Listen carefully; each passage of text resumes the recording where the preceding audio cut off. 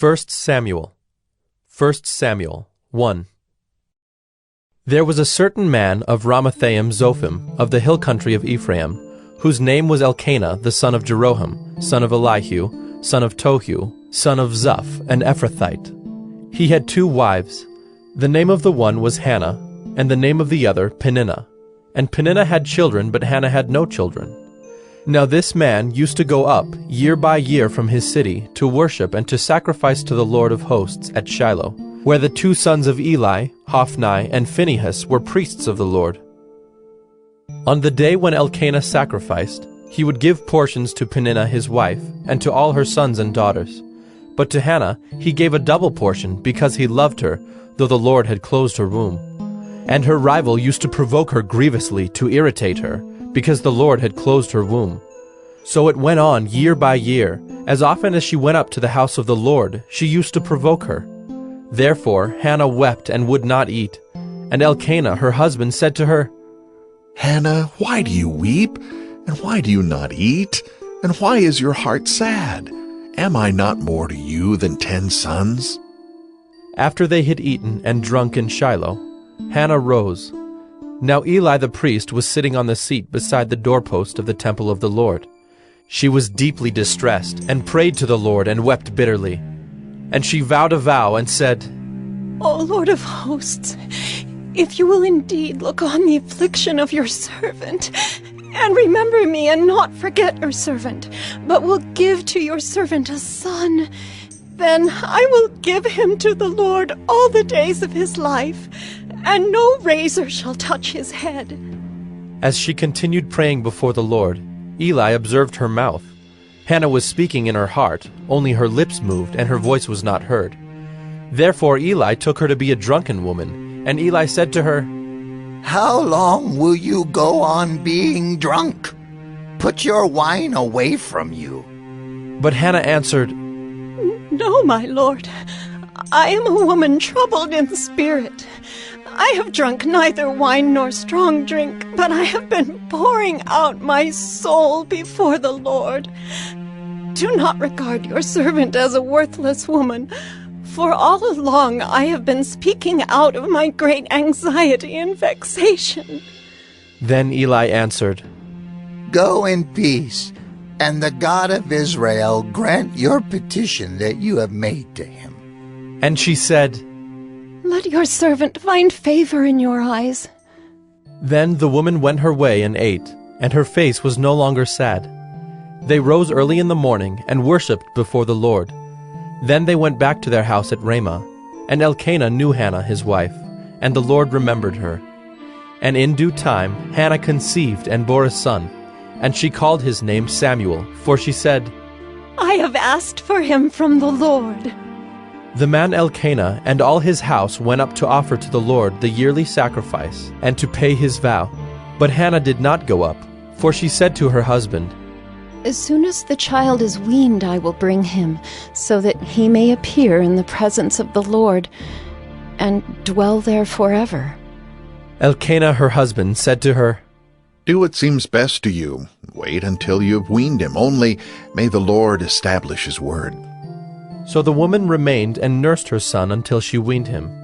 And when she had weaned him, she took him up with her, along with a 3-year-old bull, an ephah of flour, and a skin of wine, and she brought him to the house of the Lord at Shiloh. And the child was young. Then they slaughtered the bull, and they brought the child to Eli.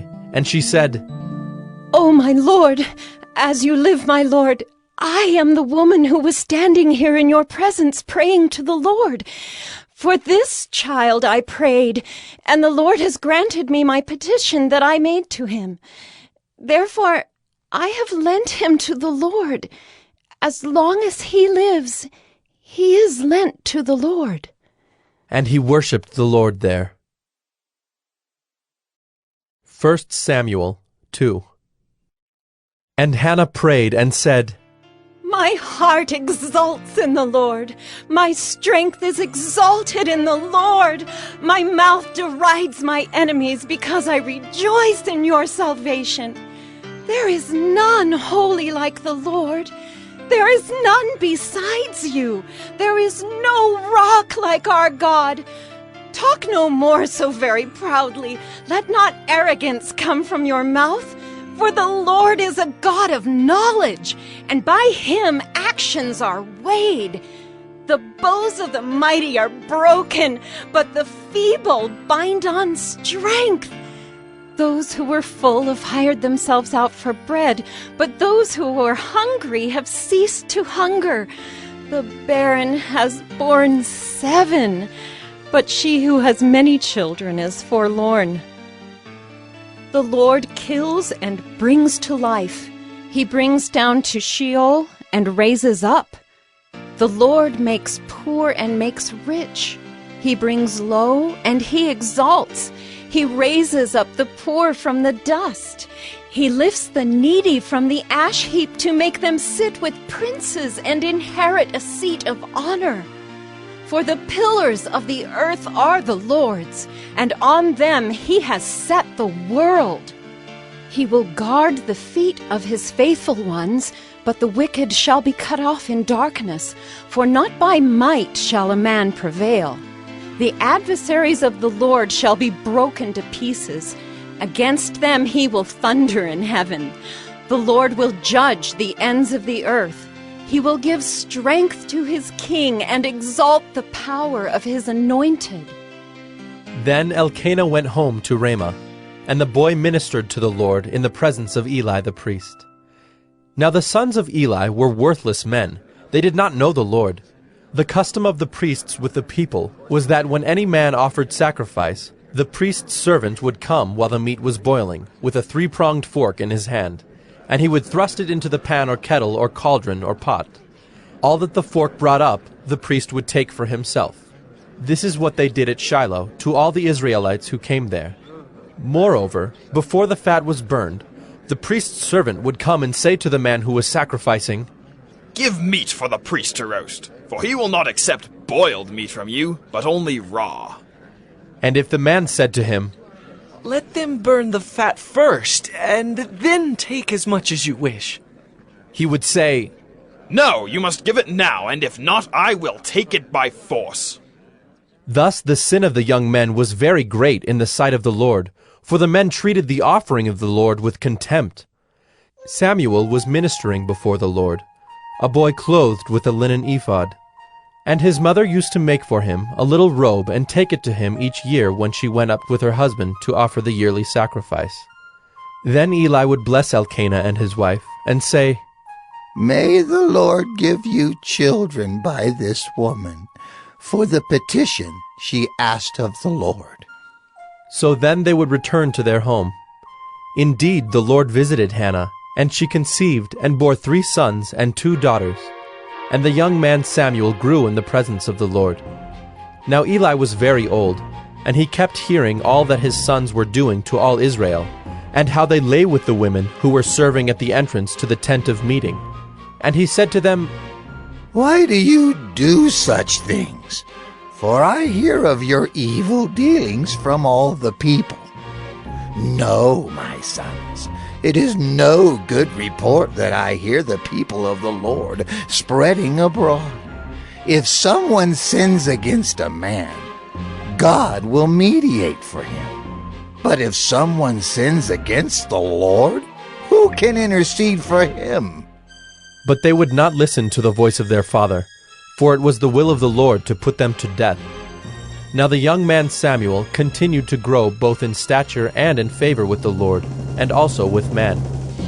And there came a man of God to Eli, and said to him, "Thus the Lord has said, Did I indeed reveal myself to the house of your father when they were in Egypt, subject to the house of Pharaoh? Did I choose him out of all the tribes of Israel to be my priest, to go up to my altar, to burn incense, to wear an ephod before me?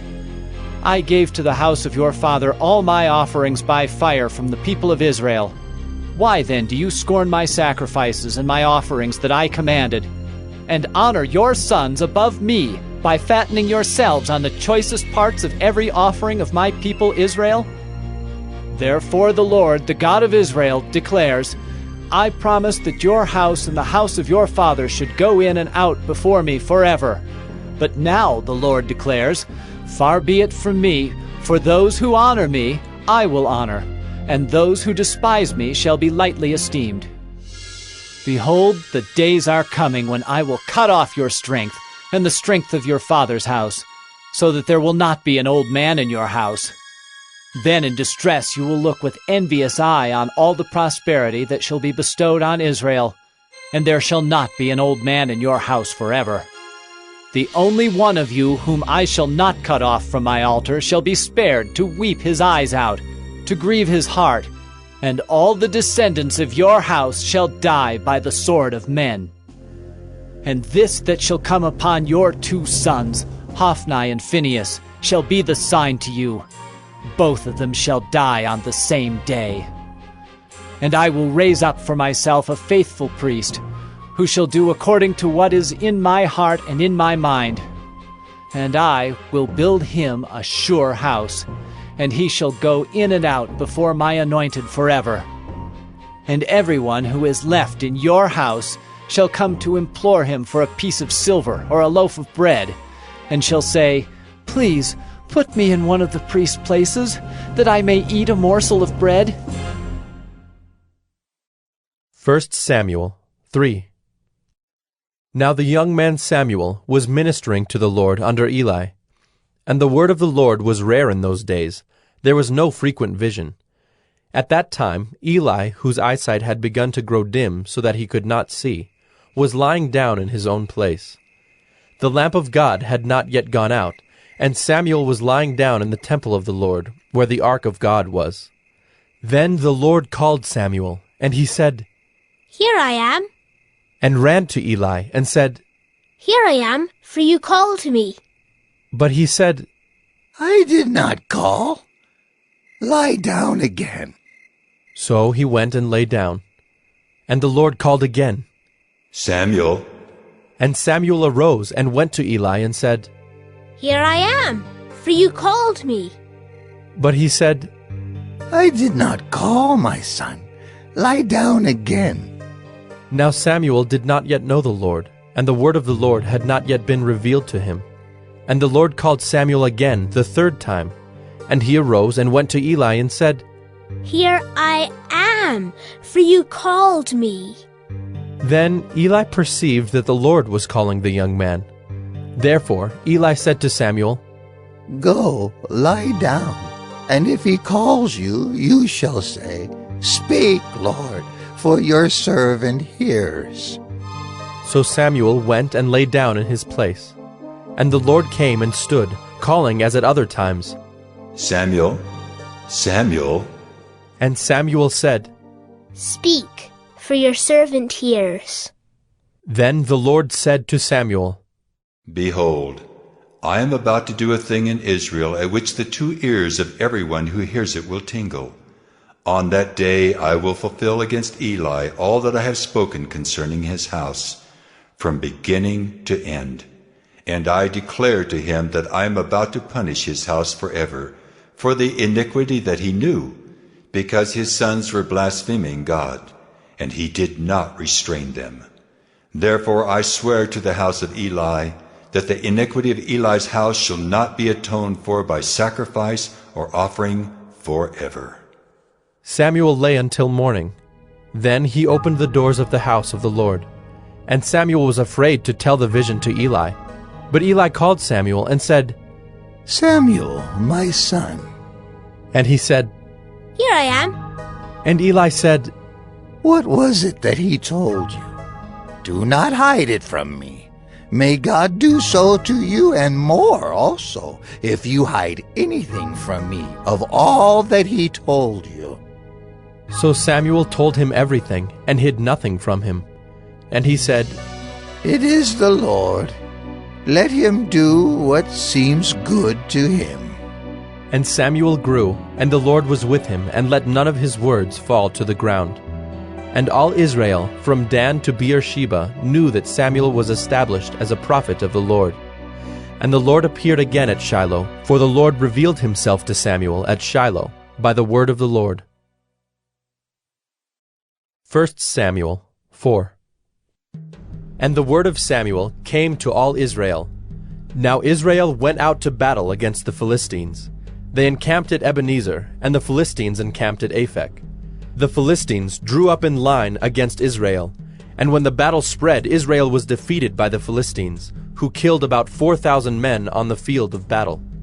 And when the troops came to the camp, the elders of Israel said, "Why has the Lord defeated us today before the Philistines? Let us bring the ark of the covenant of the Lord here from Shiloh, that it may come among us and save us from the power of our enemies." So the people sent to Shiloh, and brought from there the ark of the covenant of the Lord of hosts, who is enthroned on the cherubim. And the 2 sons of Eli, Hophni and Phinehas, were there with the ark of the covenant of God. As soon as the ark of the covenant of the Lord came into the camp, all Israel gave a mighty shout, so that the earth resounded. And when the Philistines heard the noise of the shouting, they said, "What does this great shouting in the camp of the Hebrews mean?" And when they learned that the ark of the Lord had come to the camp, the Philistines were afraid, for they said, "A god has come into the camp!" And they said, "Woe to us, for nothing like this has happened before! Woe to us! Who can deliver us from the power of these mighty gods? These are the gods who struck the Egyptians with every sort of plague in the wilderness. Take courage and be men, O Philistines, lest you become slaves to the Hebrews, as they have been to you. Be men and fight." So the Philistines fought, and Israel was defeated, and they fled, every man to his home. And there was a very great slaughter, for there fell of Israel 30,000 foot soldiers. And the ark of God was captured, and the 2 sons of Eli, Hophni and Phinehas, died. A man of Benjamin ran from the battle line and came to Shiloh the same day, with his clothes torn and with dirt on his head. When he arrived, Eli was sitting on his seat by the road watching, for his heart trembled for the ark of God. And when the man came into the city and told the news, all the city cried out. When Eli heard the sound of the outcry, he said, "What is this uproar?" Then the man hurried and came and told Eli. Now Eli was 98 years old, and his eyes were set so that he could not see. And the man said to Eli, "I am he who has come from the battle. I fled from the battle today." And he said, "How did it go, my son?" He who brought the news answered and said, "Israel has fled before the Philistines, and there has also been a great defeat among the people. Your 2 sons also, Hophni and Phinehas, are dead, and the ark of God has been captured." As soon as he mentioned the ark of God, Eli fell over backward from his seat by the side of the gate, and his neck was broken, and he died, for the man was old and heavy. He had judged Israel 40 years. Now his daughter-in-law, the wife of Phinehas, was pregnant, about to give birth. And when she heard the news that the ark of God was captured, and that her father-in-law and her husband were dead, she bowed and gave birth, for her pains came upon her. And about the time of her death, the woman attending her said to her, "Do not be afraid, for you have borne a son." But she did not answer or pay attention, and she named the child Ichabod, saying, "The glory has departed from Israel," because the ark of God had been captured, and because of her father-in-law and her husband. And she said, "The glory has departed from Israel, for the ark of God has been captured." 1 Samuel 5. When the Philistines captured the ark of God, they brought it from Ebenezer to Ashdod. Then the Philistines took the ark of God and brought it into the house of Dagon, and set it up beside Dagon. And when the people of Ashdod rose early the next day, behold, Dagon had fallen face downward on the ground before the ark of the Lord. So they took Dagon and put him back in his place. But when they rose early on the next morning, behold, Dagon had fallen face downward on the ground before the ark of the Lord, and the head of Dagon and both his hands were lying cut off on the threshold. Only the trunk of Dagon was left to him. This is why the priests of Dagon, and all who enter the house of Dagon, do not tread on the threshold of Dagon in Ashdod to this day. The hand of the Lord was heavy against the people of Ashdod, and he terrified and afflicted them with tumors, both Ashdod and its territory. And when the men of Ashdod saw how things were, they said, The ark of the God of Israel must not remain with us, for his hand is hard against us and against Dagon our God. So they sent and gathered together all the lords of the Philistines, and said, What shall we do with the ark of the God of Israel? They answered, Let the ark of the God of Israel be brought around to Gath. So they brought the ark of the God of Israel there. But after they had brought it around, the hand of the Lord was against the city, causing a very great panic, and he afflicted the men of the city, both young and old, so that tumors broke out on them. So they sent the ark of God to Ekron. But as soon as the ark of God came to Ekron, the people of Ekron cried out, They have brought around to us the ark of the God of Israel to kill us and our people. They sent, therefore, and gathered together all the lords of the Philistines, and said, Send away the ark of the God of Israel, and let it return to its own place, that it may not kill us and our people. For there was a deathly panic throughout the whole city. The hand of God was very heavy there. The men who did not die were struck with tumors, and the cry of the city went up to heaven. 1 Samuel 6. The ark of the Lord was in the country of the Philistines 7 months. And the Philistines called for the priests and the diviners, and said, What shall we do with the ark of the Lord? Tell us with what we shall send it to its place. They said, If you send away the ark of the God of Israel, do not send it empty, but by all means return him a guilt offering. Then you will be healed, and it will be known to you why his hand does not turn away from you. And they said, What is the guilt offering that we shall return to him? They answered, 5 golden tumors and 5 golden mice, according to the number of the lords of the Philistines. For the same plague was on all of you and on your lords. So you must make images of your tumors and images of your mice that ravage the land, and give glory to the God of Israel. Perhaps he will lighten his hand from off you and your gods and your land. Why should you harden your hearts as the Egyptians and Pharaoh hardened their hearts? After he had dealt severely with them, did they not send the people away and they departed? Now then, take and prepare a new cart and 2 milk cows on which there has never come a yoke, and yoke the cows to the cart. But take their calves home away from them, and take the ark of the Lord, and place it on the cart, and put in a box at its side the figures of gold, which you are returning to him as a guilt offering. Then send it off, and let it go its way, and watch. If it goes up on the way to its own land, to Beth-Shemesh, then it is he who has done us this great harm.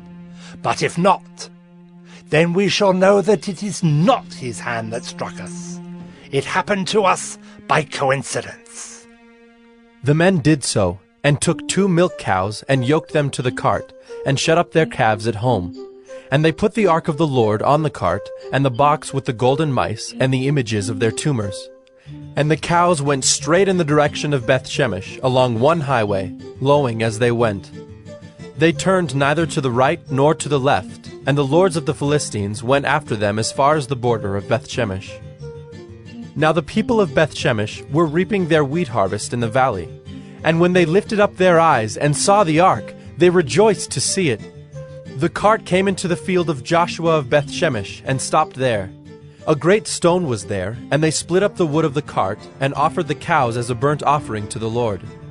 And the Levites took down the ark of the Lord, and the box that was beside it, in which were the golden figures, and set them upon the great stone. And the men of Beth-Shemesh offered burnt offerings, and sacrificed sacrifices on that day to the Lord. And when the 5 lords of the Philistines saw it, they returned that day to Ekron. These are the golden tumors that the Philistines returned as a guilt offering to the Lord. 1 for Ashdod, 1 for Gaza, 1 for Ashkelon, 1 for Gath, 1 for Ekron, and the golden mice according to the number of all the cities of the Philistines, belonging to the 5 lords, both fortified cities and unwalled villages. The great stone beside which they set down the ark of the Lord is a witness to this day in the field of Joshua of Beth-Shemesh. And he struck some of the men of Bethshemesh, because they looked upon the ark of the Lord. He struck 70 men of them, and the people mourned because the Lord had struck the people with a great blow. Then the men of Bethshemesh said, Who is able to stand before the Lord, this holy God? And to whom shall he go up away from us? So they sent messengers to the inhabitants of Kiriath-Jearim, saying, The Philistines have returned the ark of the Lord. Come down and take it up to you. 1 Samuel 7. And the men of Kiriath-Jearim came and took up the ark of the Lord, and brought it to the house of Abinadab on the hill. And they consecrated his son Eleazar to have charge of the ark of the Lord. From the day that the ark was lodged at Kiriath-Jearim, a long time passed, some 20 years, and all the house of Israel lamented after the Lord. And Samuel said to all the house of Israel, If you are returning to the Lord with all your heart, then put away the foreign gods and the Ashtaroth from among you, and direct your heart to the Lord, and serve him only, and he will deliver you out of the hand of the Philistines. So the people of Israel put away the Baals and the Ashtaroth, and they served the Lord only. Then Samuel said, Gather all Israel at Mizpah, and I will pray to the Lord for you. So they gathered at Mizpah, and drew water and poured it out before the Lord, and fasted on that day, and said there, We have sinned against the Lord. And Samuel judged the people of Israel at Mizpah. Now when the Philistines heard that the people of Israel had gathered at Mizpah, the lords of the Philistines went up against Israel. And when the people of Israel heard of it, they were afraid of the Philistines. And the people of Israel said to Samuel, Do not cease to cry out to the Lord our God for us, that he may save us from the hand of the Philistines. So Samuel took a nursing lamb and offered it as a whole burnt offering to the Lord. And Samuel cried out to the Lord for Israel, and the Lord answered him. As Samuel was offering up the burnt offering, the Philistines drew near to attack Israel. But the Lord thundered with a mighty sound that day against the Philistines, and threw them into confusion, and they were routed before Israel. And the men of Israel went out from Mizpah, and pursued the Philistines, and struck them as far as below Bethkar. Then Samuel took a stone, and set it up between Mizpah and Shen, and called its name Ebenezer. For he said, Till now the Lord has helped us. So the Philistines were subdued, and did not again enter the territory of Israel. And the hand of the Lord was against the Philistines all the days of Samuel. The cities that the Philistines had taken from Israel were restored to Israel, from Ekron to Gath, and Israel delivered their territory from the hand of the Philistines. There was peace also between Israel and the Amorites. Samuel judged Israel all the days of his life, and he went on a circuit year by year to Bethel, Gilgal, and Mizpah, and he judged Israel in all these places. Then he would return to Ramah, for his home was there, and there also he judged Israel. And he built there an altar to the Lord. 1 Samuel 8. When Samuel became old, he made his sons judges over Israel. The name of his firstborn son was Joel, and the name of his second Abijah. They were judges in Beersheba. Yet his sons did not walk in his ways, but turned aside after gain. They took bribes and perverted justice. Then all the elders of Israel gathered together, and came to Samuel at Ramah, and said to him, Behold, you are old, and your sons do not walk in your ways. Now appoint for us a king to judge us like all the nations. But the thing displeased Samuel when they said, Give us a king to judge us. And Samuel prayed to the Lord. And the Lord said to Samuel, Obey the voice of the people in all that they say to you, for they have not rejected you, but they have rejected me from being king over them, according to all the deeds that they have done, from the day I brought them up out of Egypt even to this day, forsaking me and serving other gods, so they are also doing to you. Now then obey their voice. Only you shall solemnly warn them, and show them the ways of the king who shall reign over them.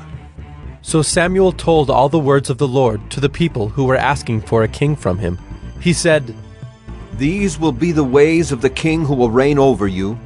He will take your sons and appoint them to his chariots, and to be his horsemen, and to run before his chariots. And he will appoint for himself commanders of thousands and commanders of 50s, and some to plow his ground and to reap his harvest, and to make his implements of war and the equipment of his chariots. He will take your daughters to be perfumers and cooks and bakers.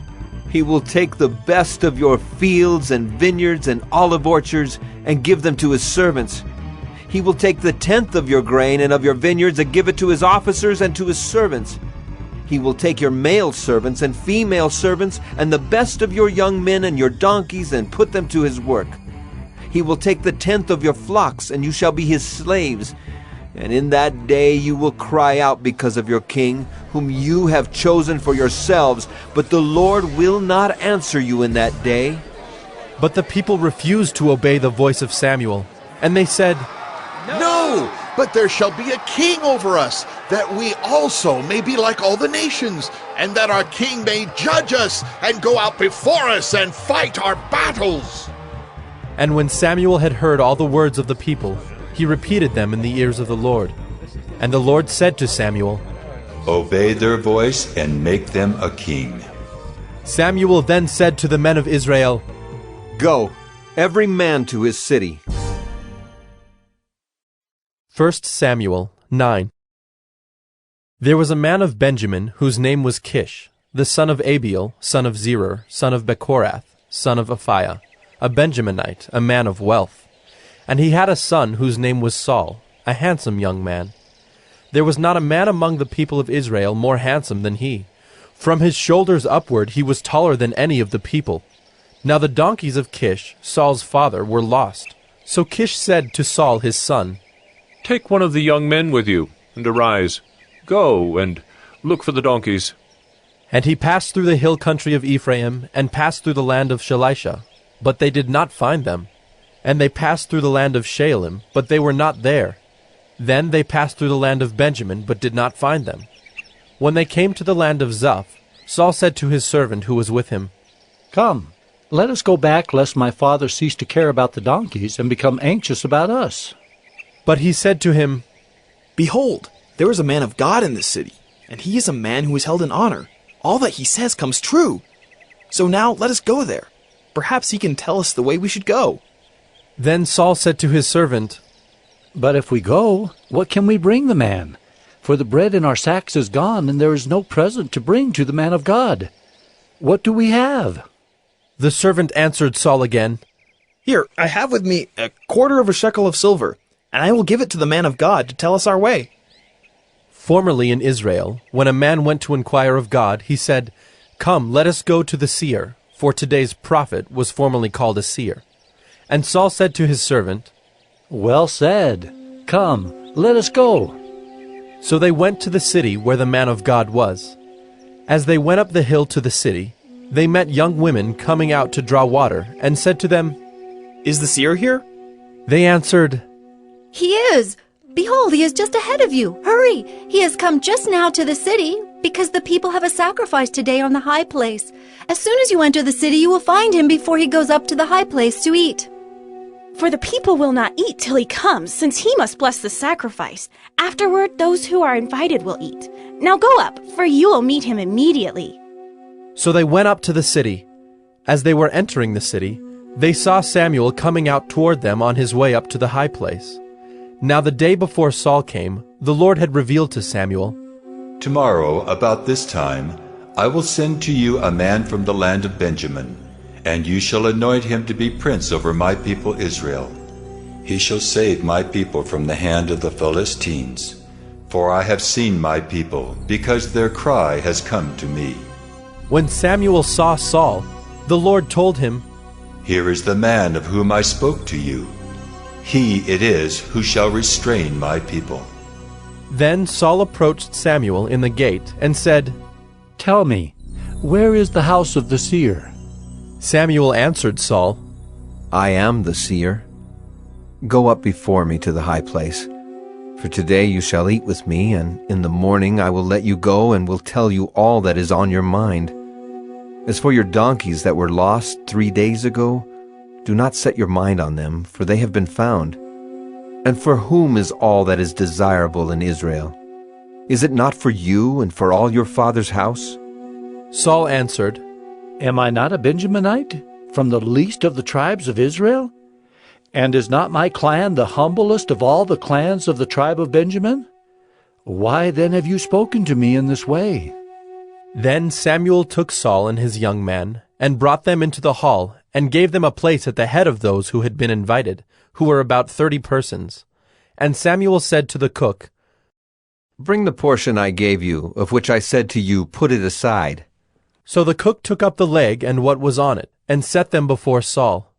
And Samuel said, See, what was kept is set before you. Eat, because it was kept for you until the hour appointed, that you might eat with the guests. So Saul ate with Samuel that day. And when they came down from the high place into the city, a bed was spread for Saul on the roof, and he lay down to sleep. Then at the break of dawn, Samuel called to Saul on the roof, Up, that I may send you on your way. So Saul arose, and both he and Samuel went out into the street. As they were going down to the outskirts of the city, Samuel said to Saul, Tell the servant to pass on before us. And when he has passed on, stop here yourself for a while, that I may make known to you the word of God. 1 Samuel 10. Then Samuel took a flask of oil, and poured it on his head, and kissed him, and said, Has not the Lord anointed you to be prince over his people Israel? And you shall reign over the people of the Lord, and you will save them from the hand of their surrounding enemies. And this shall be the sign to you that the Lord has anointed you to be prince over his heritage. When you depart from me today, you will meet 2 men by Rachel's tomb in the territory of Benjamin at Zelzah. And they will say to you, The donkeys that you went to seek are found, and now your father has ceased to care about the donkeys and is anxious about you, saying, What shall I do about my son? Then you shall go on from there farther and come to the oak of Tabor. 3 men going up to God at Bethel will meet you there, one carrying 3 young goats, another carrying 3 loaves of bread, and another carrying a skin of wine. And they will greet you and give you 2 loaves of bread, which you shall accept from their hand. After that, you shall come to Gibeath Elohim, where there is a garrison of the Philistines. And there, as soon as you come to the city, you will meet a group of prophets coming down from the high place, with harp, tambourine, flute, and lyre before them, prophesying. Then the Spirit of the Lord will rush upon you, and you will prophesy with them, and be turned into another man. Now when these signs meet you, do what your hand finds to do, for God is with you. Then go down before me to Gilgal. And behold, I am coming to you to offer burnt offerings and to sacrifice peace offerings. 7 days you shall wait, until I come to you and show you what you shall do. When he turned his back to leave Samuel, God gave him another heart. And all these signs came to pass that day. When they came to Gibeah, behold, a group of prophets met him, and the Spirit of God rushed upon him, and he prophesied among them. And when all who knew him previously saw how he prophesied with the prophets, the people said to one another, What has come over the son of Kish? Is Saul also among the prophets? And a man of the place answered, And who is their father? Therefore it became a proverb, Is Saul also among the prophets? When he had finished prophesying, he came to the high place. Saul's uncle said to him and to his servant, Where did you go? And he said, To seek the donkeys. And when we saw they were not to be found, we went to Samuel. And Saul's uncle said, Please tell me what Samuel said to you. And Saul said to his uncle, He told us plainly that the donkeys had been found. But about the matter of the kingdom, of which Samuel had spoken, he did not tell him anything. Now Samuel called the people together to the Lord at Mizpah, and he said to the people of Israel, Thus says the Lord, the God of Israel, I brought up Israel out of Egypt, and I delivered you from the hand of the Egyptians and from the hand of all the kingdoms that were oppressing you.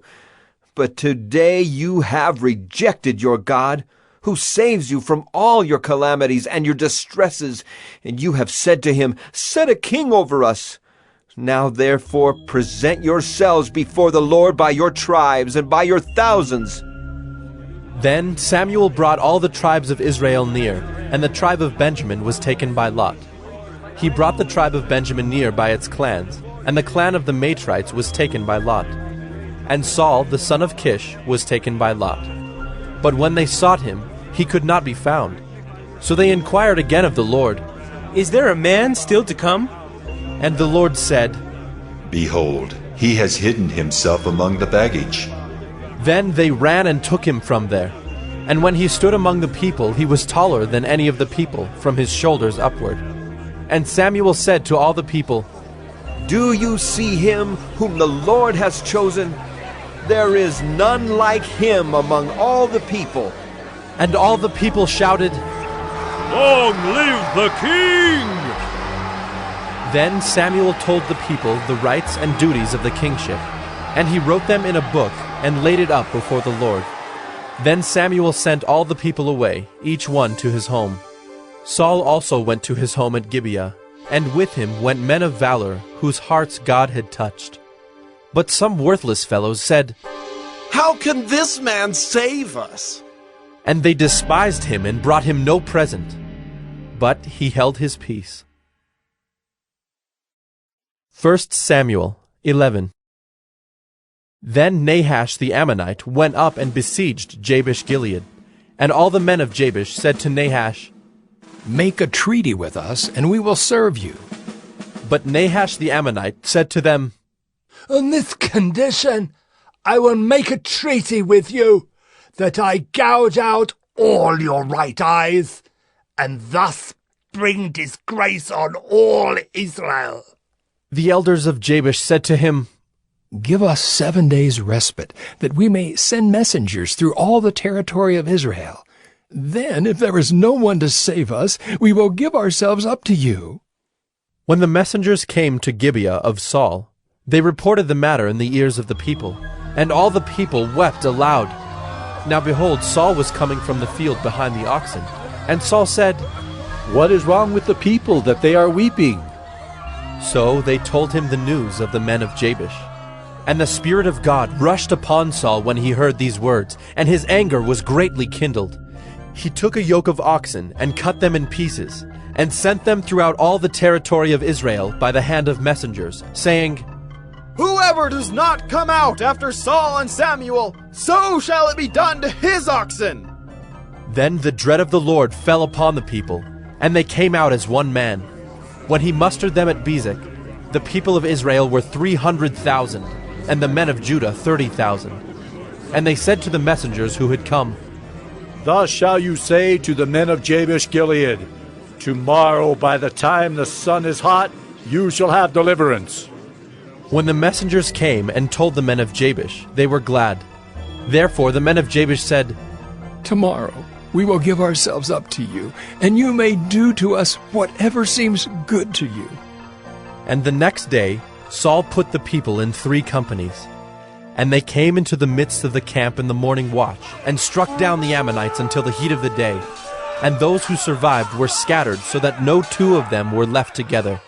Then the people said to Samuel, Who is it that said, Shall Saul reign over us? Bring the men, that we may put them to death. But Saul said, Not a man shall be put to death this day, for today the Lord has worked salvation in Israel. Then Samuel said to the people, Come, let us go to Gilgal, and there renew the kingdom. So all the people went to Gilgal, and there they made Saul king before the Lord in Gilgal. There they sacrificed peace offerings before the Lord, and there Saul and all the men of Israel rejoiced greatly. 1 Samuel 12. And Samuel said to all Israel, Behold, I have obeyed your voice in all that you have said to me, and have made a king over you. And now, behold, the king walks before you, and I am old and gray, and behold, my sons are with you. I have walked before you from my youth until this day. Here I am, testify against me before the Lord and before his anointed. Whose ox have I taken, Or whose donkey have I taken? Or whom have I defrauded? Whom have I oppressed? Or from whose hand have I taken a bribe to blind my eyes with it? Testify against me, and I will restore it to you. They said, You have not defrauded us, or oppressed us, or taken anything from any man's hand. And he said to them, The Lord is witness against you, and his anointed is witness this day that you have not found anything in my hand. And they said, He is witness.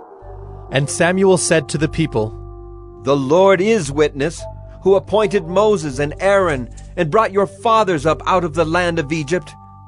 Now therefore stand still, that I may plead with you before the Lord concerning all the righteous deeds of the Lord that he performed for you and for your fathers.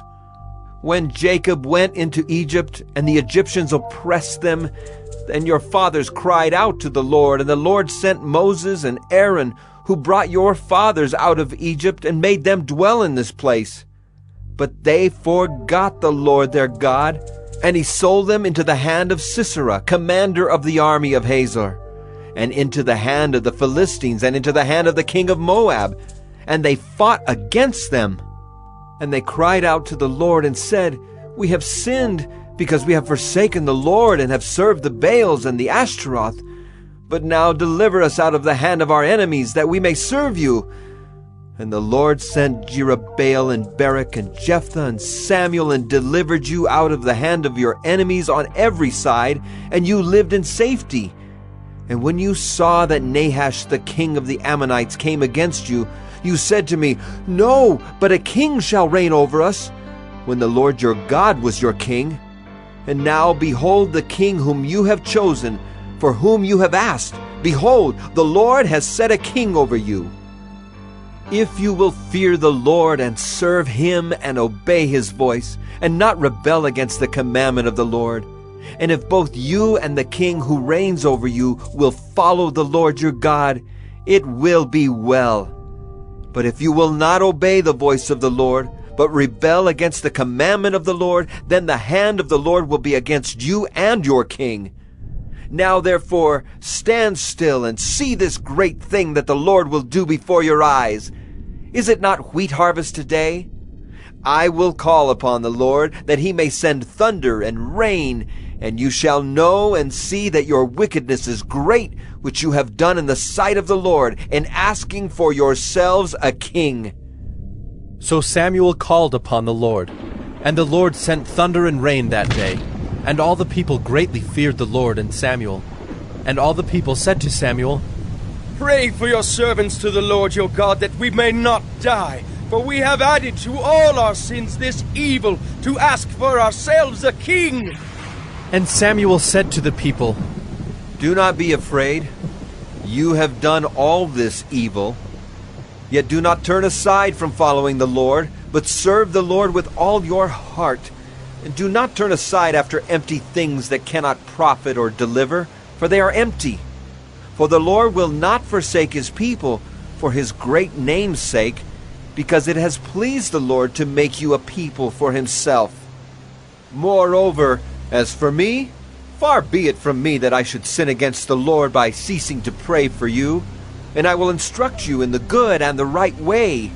Only fear the Lord and serve him faithfully with all your heart. For consider what great things he has done for you. But if you still do wickedly, you shall be swept away, both you and your king. 1 Samuel 13. Saul was years old when he began to reign, and he reigned 2 years over Israel. Saul chose 3,000 men of Israel. 2,000 were with Saul in Michmash and the hill country of Bethel, and 1,000 were with Jonathan in Gibeah of Benjamin. The rest of the people he sent home, every man to his tent. Jonathan defeated the garrison of the Philistines that was at Gibeah, and the Philistines heard of it.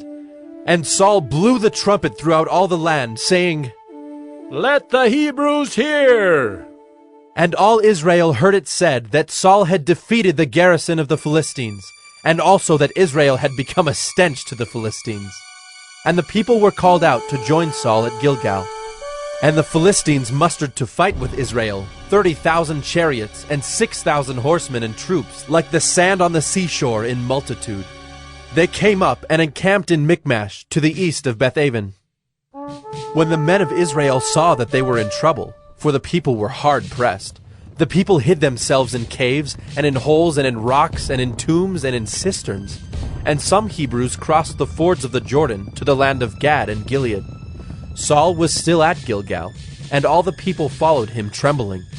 He waited 7 days, the time appointed by Samuel. But Samuel did not come to Gilgal, and the people were scattering from him. So Saul said, "Bring the burnt offering here to me, and the peace offerings." And he offered the burnt offering. As soon as he had finished offering the burnt offering, behold, Samuel came, and Saul went out to meet him and greet him. Samuel said, "What have you done?" And Saul said, "When I saw that the people were scattering from me, and that you did not come within the days appointed, and that the Philistines had mustered at Michmash, I said, now the Philistines will come down against me at Gilgal, and I have not sought the favor of the Lord. So I forced myself and offered the burnt offering." And Samuel said to Saul, "You have done foolishly. You have not kept the command of the Lord your God with which he commanded you. For then the Lord would have established your kingdom over Israel forever. But now your kingdom shall not continue. The Lord has sought out a man after his own heart, and the Lord has commanded him to be prince over his people, because you have not kept what the Lord commanded you." And Samuel arose and went up from Gilgal. The rest of the people went up after Saul to meet the army. They went up from Gilgal to Gibeah of Benjamin, and Saul numbered the people who were present with him, about 600 men. And Saul and Jonathan his son, and the people who were present with them, stayed in Gibeah of Benjamin, but the Philistines encamped in Michmash. And raiders came out of the camp of the Philistines in 3 companies. One company turned toward Ophrah to the land of Shual, another company turned toward Beth-horon, and another company turned toward the border that looks down on the valley of Zeboim, toward the wilderness. Now there was no blacksmith to be found throughout all the land of Israel, for the Philistines said, "Lest the Hebrews make themselves swords or spears." But every one of the Israelites went down to the Philistines to sharpen his plowshare, his mattock, his axe, or his sickle. And the charge was 2/3 of a shekel for the plowshares and for the mattocks, and 1/3 of a shekel for sharpening the axes and for setting the goads. So on the day of the battle there was neither sword nor spear found in the hand of any of the people with Saul and Jonathan, but Saul and Jonathan his son had them. And the garrison of the Philistines went out to the pass of Michmash. 1 Samuel 14. One day Jonathan, the son of Saul, said to the young man who carried his armor, "Come, let us go over to the Philistine garrison on the other side." But he did not tell his father. Saul was staying in the outskirts of Gibeah in the pomegranate cave at Migron. The people who were with him were about 600 men, including Ahijah the son of Ahitub, Ichabod's brother, son of Phinehas, son of Eli, the priest of the Lord in Shiloh, wearing an ephod. And the people did not know that Jonathan had gone. Within the passes by which Jonathan sought to go over to the Philistine garrison, there was a rocky crag on the one side and a rocky crag on the other side. The name of the one was Bozez, and the name of the other Sina. The one crag rose on the north in front of Michmash, and the other on the south in front of Geba. Jonathan said to the young man who carried his armor, "Come, let us go over to the garrison of these uncircumcised. It may be that the Lord will work for us, for nothing can hinder the Lord from saving by many or by few." And his armor-bearer said to him, "Do all that is in your heart. Do as you wish. Behold, I am with you heart and soul." Then Jonathan said, "Behold, we will cross over to the men, and we will show ourselves to them. If they say to us, 'Wait until we come to you,' then we will stand still in our place, and we will not go up to them. But if they say, 'Come up to us,' then we will go up, for the Lord has given them into our hand, and this shall be the sign to us." So both of them showed themselves to the garrison of the Philistines. And the Philistines said, "Look, Hebrews are coming out of the holes where they have hidden themselves." And the men of the garrison hailed Jonathan and his armor-bearer, and said, Come up to us, and we will show you a thing. And Jonathan said to his armor-bearer, Come up after me, for the Lord has given them into the hand of Israel. Then Jonathan climbed up on his hands and feet, and his armor-bearer after him. And they fell before Jonathan, and his armor-bearer killed them after him. And that first strike which Jonathan and his armor-bearer made killed about 20 men within, as it were half a furrow's length in an acre of land. And there was a panic in the camp, in the field, and among all the people. The garrison and even the raiders trembled, the earth quaked, and it became a very great panic. And the watchmen of Saul and Gibeah of Benjamin looked, and behold, the multitude was dispersing here and there. Then Saul said to the people who were with him, Count, and see who has gone from us.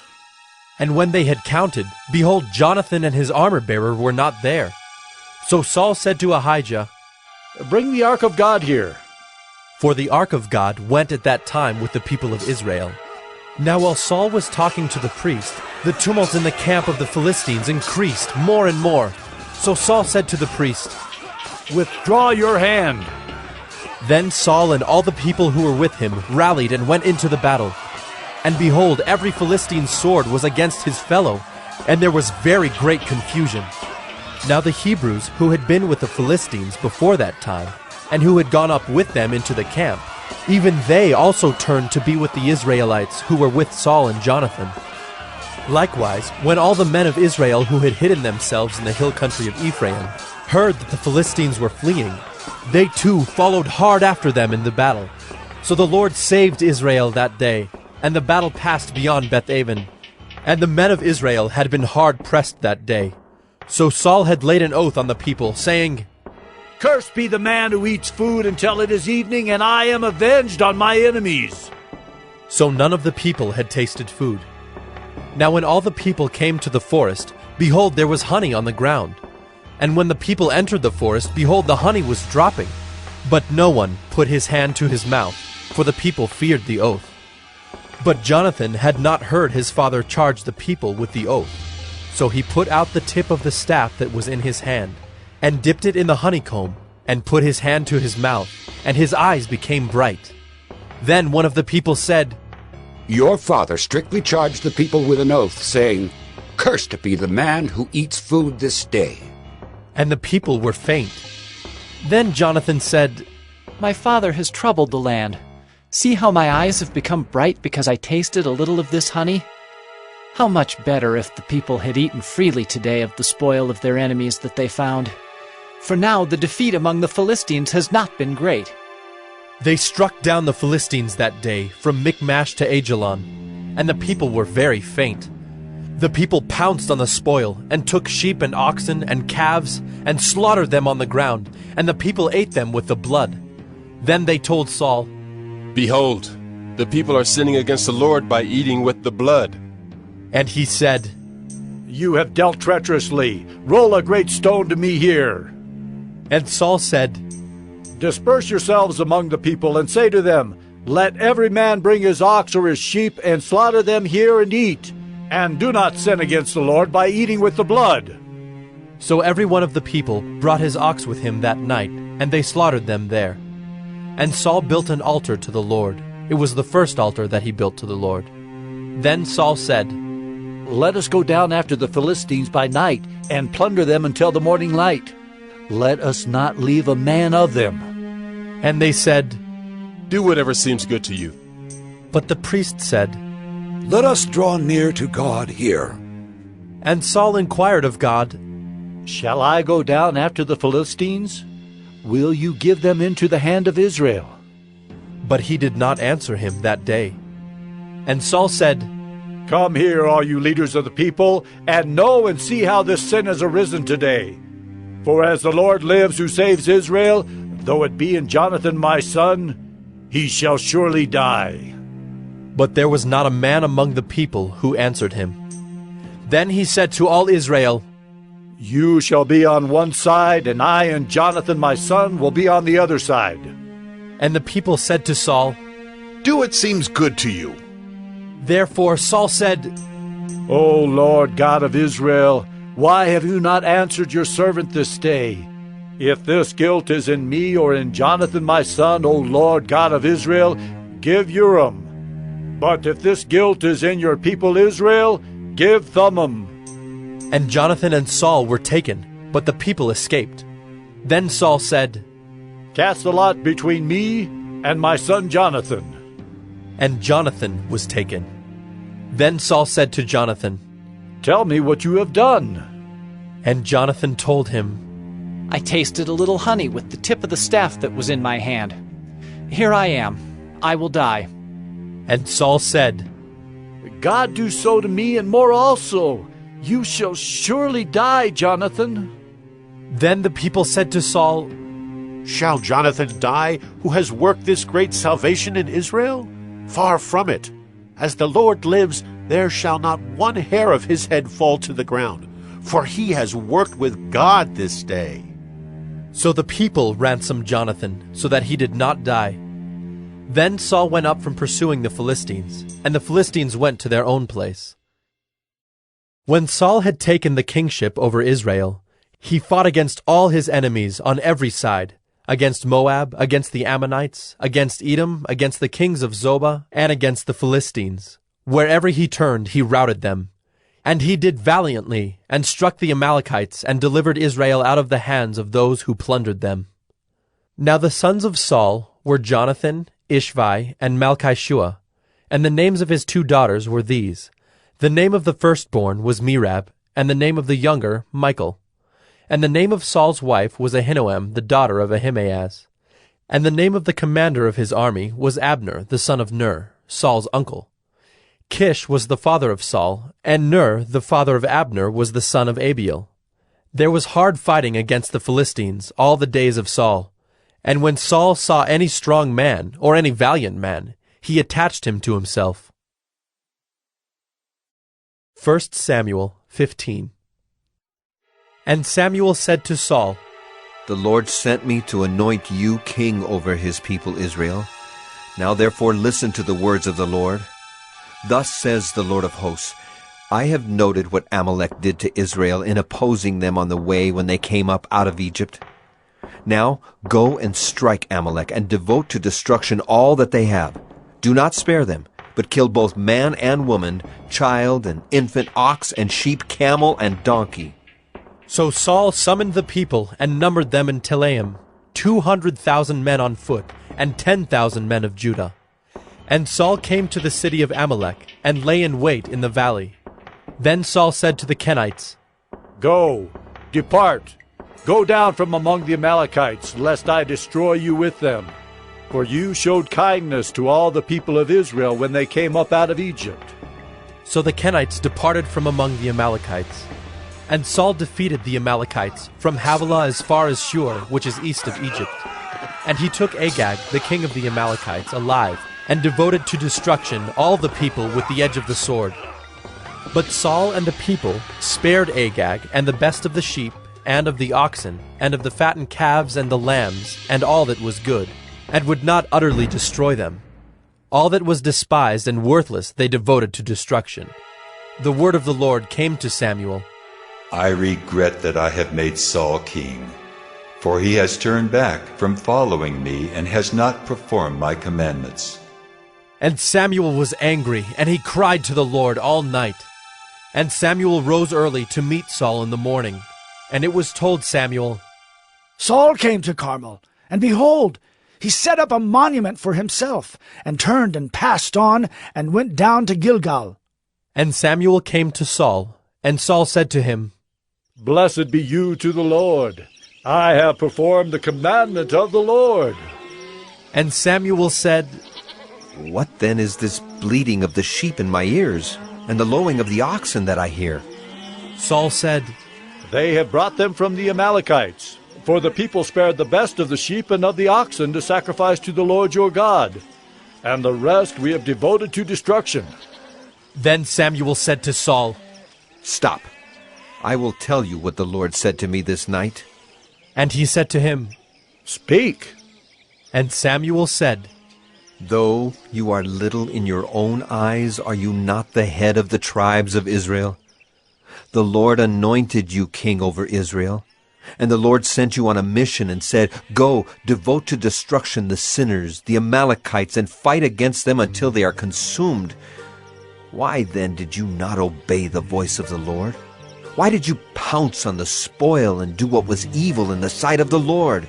And Saul said to Samuel, I have obeyed the voice of the Lord. I have gone on the mission on which the Lord sent me. I have brought Agag, the king of Amalek, and I have devoted the Amalekites to destruction. But the people took of the spoil sheep and oxen, the best of the things devoted to destruction, to sacrifice to the Lord your God in Gilgal. And Samuel said, Has the Lord as great delight in burnt offerings and sacrifices as in obeying the voice of the Lord? Behold, to obey is better than sacrifice, and to listen than the fat of rams. For rebellion is as the sin of divination, and presumption is as iniquity and idolatry. Because you have rejected the word of the Lord, he has also rejected you from being king. Saul said to Samuel, I have sinned, for I have transgressed the commandment of the Lord in your words, because I feared the people and obeyed their voice. Now therefore, please, pardon my sin and return with me, that I may worship the Lord. And Samuel said to Saul, I will not return with you, for you have rejected the word of the Lord, and the Lord has rejected you from being king over Israel. As Samuel turned to go away, Saul seized the skirt of his robe, and it tore. And Samuel said to him, The Lord has torn the kingdom of Israel from you this day, and has given it to a neighbor of yours who is better than you. And also the glory of Israel will not lie or have regret, for he is not a man that he should have regret.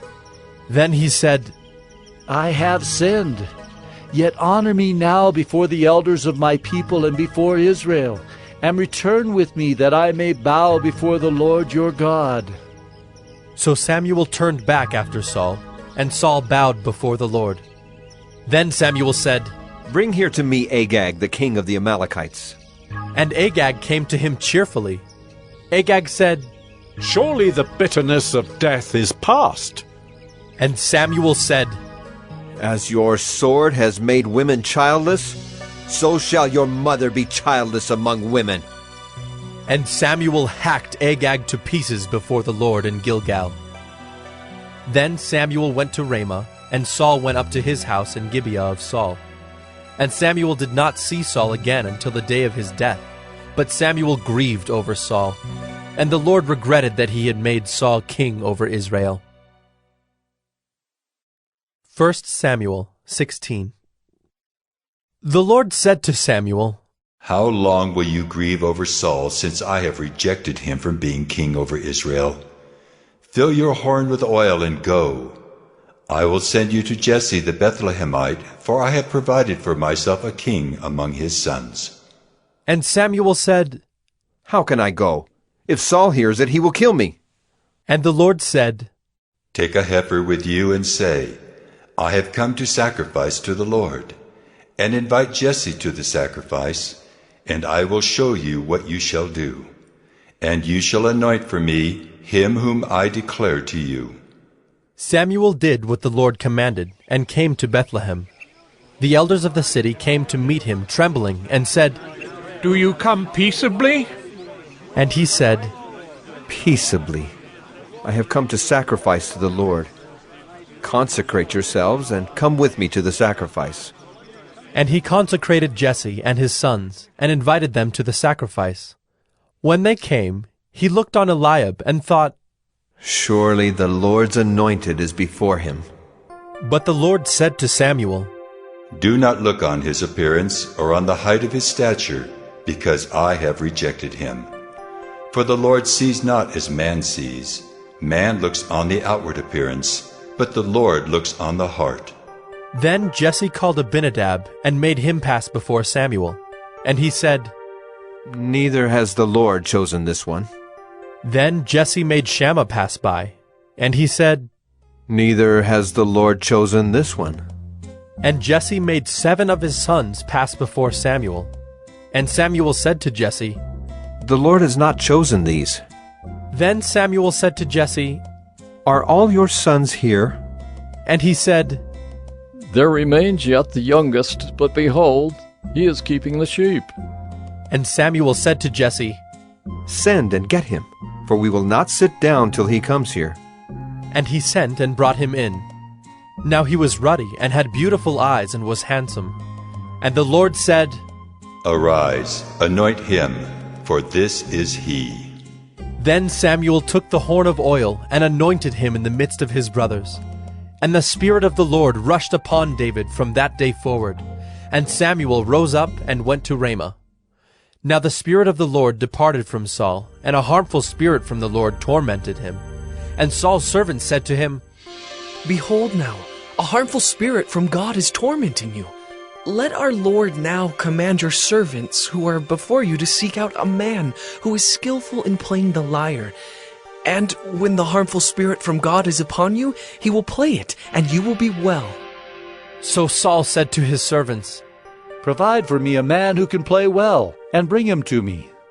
One of the young men answered, Behold, I have seen a son of Jesse the Bethlehemite, who is skillful in playing, a man of valor, a man of war, prudent in speech, and a man of good presence, and the Lord is with him. Therefore Saul sent messengers to Jesse, and said, Send me David your son, who is with the sheep. And Jesse took a donkey laden with bread and a skin of wine and a young goat, and sent them by David his son to Saul. And David came to Saul and entered his service.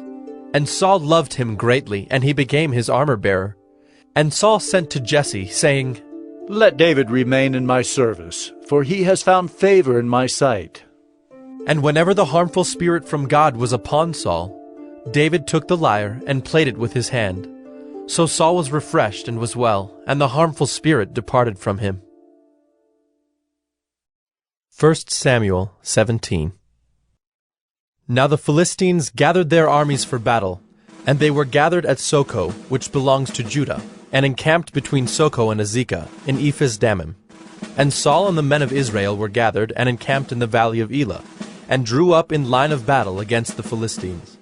And the Philistines stood on the mountain on the one side, and Israel stood on the mountain on the other side, with a valley between them. And there came out from the camp of the Philistines a champion named Goliath of Gath, whose height was 6 cubits and a span. He had a helmet of bronze on his head, and he was armed with a coat of mail, and the weight of the coat was 5,000 shekels of bronze. And he had bronze armor on his legs, and a javelin of bronze slung between his shoulders. The shaft of his spear was like a weaver's beam, and his spear's head weighed 600 shekels of iron. And his shield-bearer went before him. He stood and shouted to the ranks of Israel, Why have you come down to draw up for battle? Am I not a Philistine? And are you not servants of Saul? Choose a man for yourselves, and let him come down to me. If he is able to fight with me and kill me, then we will be your servants. But if I prevail against him and kill him, then you shall be our servants and serve us. And the Philistine said, I defy the ranks of Israel this day. Give me a man, that we may fight together. When Saul and all Israel heard these words of the Philistine, they were dismayed and greatly afraid. Now David was the son of an Ephrathite of Bethlehem in Judah, named Jesse, who had 8 sons. In the days of Saul, the man was already old and advanced in years. The 3 oldest sons of Jesse had followed Saul to the battle, and the names of his 3 sons who went to the battle were Eliab, the firstborn, and next to him Abinadab, and the third Shammah. David was the youngest. The 3 eldest followed Saul, but David went back and forth from Saul to feed his father's sheep at Bethlehem. For 40 days the Philistine came forward and took his stand, morning and evening. And Jesse said to David his son, Take for your brothers an ephah of this parched grain and these 10 loaves, and carry them quickly to the camp to your brothers. Also take these 10 cheeses to the commander of their 1,000. See if your brothers are well, and bring some token from them. Now Saul and they, and all the men of Israel, were in the valley of Elah, fighting with the Philistines. And David rose early in the morning, and left the sheep with a keeper, and took the provisions, and went, as Jesse had commanded him. And he came to the encampment as the host was going out to the battle line, shouting the war cry. And Israel and the Philistines drew up for battle, army against army. And David left the things in charge of the keeper of the baggage, and ran to the ranks, and went and greeted his brothers. As he talked with them, behold, the champion, the Philistine of Gath, Goliath by name, came up out of the ranks of the Philistines, and spoke the same words as before. And David heard him.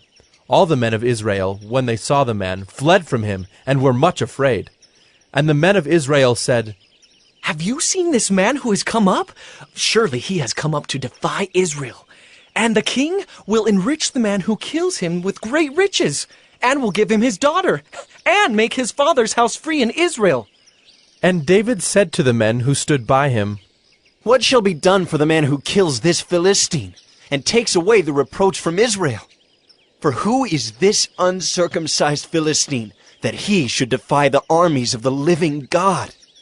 And the people answered him in the same way, So shall it be done to the man who kills him.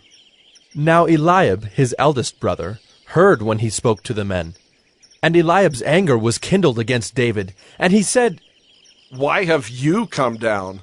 And with whom have you left those few sheep in the wilderness? I know your presumption and the evil of your heart, for you have come down to see the battle. And David said, What have I done now? Was it not but a word? And he turned away from him toward another, and spoke in the same way, and the people answered him again as before. When the words that David spoke were heard, they repeated them before Saul, and he sent for him.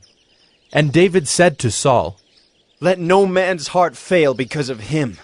Your servant will go and fight with this Philistine.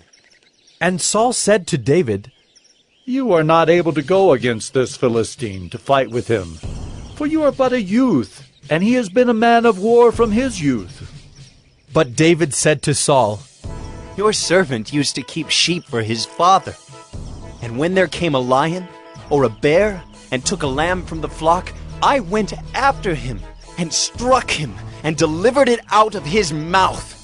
And if he arose against me, I caught him by his beard and struck him and killed him. Your servant has struck down both lions and bears. And this uncircumcised Philistine shall be like one of them, for he has defied the armies of the living God.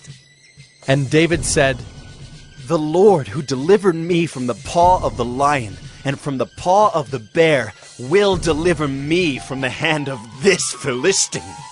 And Saul said to David, Go, and the Lord be with you. Then Saul clothed David with his armor. He put a helmet of bronze on his head, and clothed him with a coat of mail. And David strapped his sword over his armor. And he tried in vain to go, for he had not tested them. Then David said to Saul, I cannot go with these, for I have not tested them. So David put them off. Then he took his staff in his hand, and chose 5 smooth stones from the brook, and put them in his shepherd's pouch. His sling was in his hand, and he approached the Philistine. And the Philistine moved forward and came near to David, with his shield-bearer in front of him. And when the Philistine looked and saw David, he disdained him, for he was but a youth, ruddy and handsome in appearance. And the Philistine said to David, Am I a dog, that you come to me with sticks? And the Philistine cursed David by his gods. The Philistine said to David, Come to me, and I will give you flesh to the birds of the air, and to the beasts of the field. Then David said to the Philistine, You come to me with a sword, and with a spear, and with a javelin, but I come to you in the name of the Lord of hosts, the God of the armies of Israel, whom you have defied. This day the Lord will deliver you into my hand, and I will strike you down and cut off your head. And I will give the dead bodies of the host of the Philistines this day to the birds of the air and to the wild beasts of the earth, that all the earth may know that there is a God in Israel, and that all this assembly may know that the Lord saves not with sword and spear, for the battle is the Lord's, and he will give you into our hand. When the Philistine arose and came and drew near to meet David, David ran quickly toward the battle line to meet the Philistine. And David put his hand in his bag, and took out a stone, and slung it, and struck the Philistine on his forehead. The stone sank into his forehead, and he fell on his face to the ground. So David prevailed over the Philistine with a sling and with a stone, and struck the Philistine and killed him. There was no sword in the hand of David. Then David ran and stood over the Philistine, and took his sword, and drew it out of its sheath, and killed him, and cut off his head with it. When the Philistines saw that their champion was dead, they fled. And the men of Israel and Judah rose with a shout, and pursued the Philistines as far as Gath and the gates of Ekron, so that the wounded Philistines fell on the way from Shaaraim as far as Gath and Ekron. And the people of Israel came back from chasing the Philistines, and they plundered their camp. And David took the head of the Philistine and brought it to Jerusalem, but he put his armor in his tent. As soon as Saul saw David go out against the Philistine, he said to Abner, the commander of the army, Abner, whose son is this youth? And Abner said, As your soul lives, O king, I do not know. And the king said, Inquire whose son the boy is. And as soon as David returned from the striking down of the Philistine, Abner took him and brought him before Saul with the head of the Philistine in his hand. And Saul said to him, Whose son are you, young man?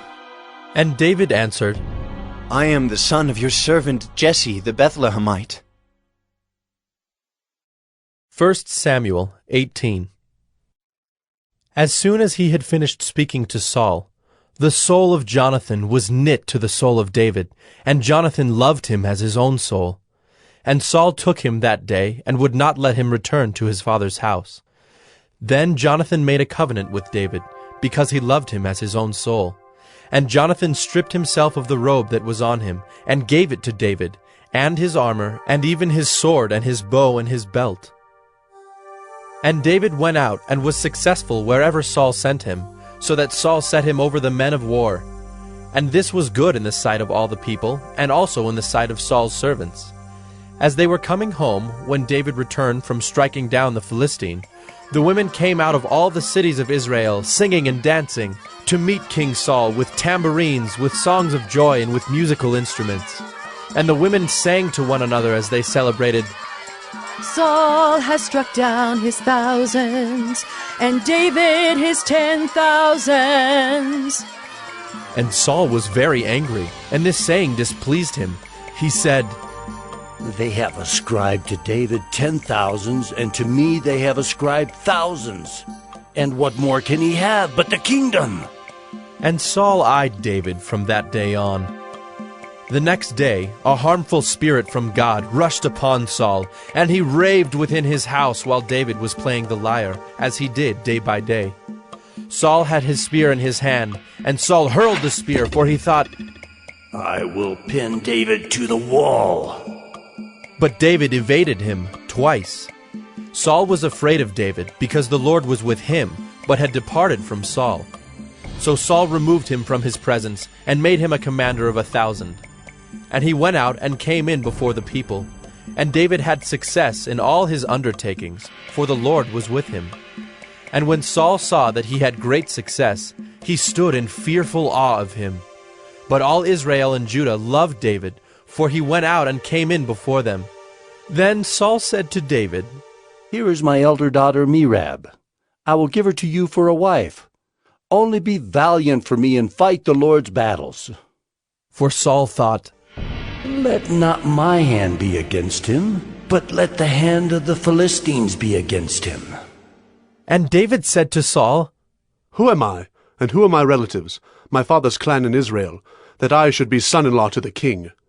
But at the time when Merab, Saul's daughter, should have been given to David, she was given to Adriel the Maholathite for a wife. Now Saul's daughter Michal loved David, and they told Saul, and the thing pleased him. Saul thought, Let me give her to him, that she may be a snare for him, and that the hand of the Philistines may be against him. Therefore Saul said to David a second time, You shall now be my son-in-law. And Saul commanded his servants, Speak to David in private, and say, Behold, the king has delight in you, and all his servants love you. Now then, become the king's son-in-law. And Saul's servants spoke those words in the ears of David. And David said, Does it seem to you a little thing to become the king's son-in-law, since I am a poor man and have no reputation? And the servants of Saul told him, Thus and so did David speak.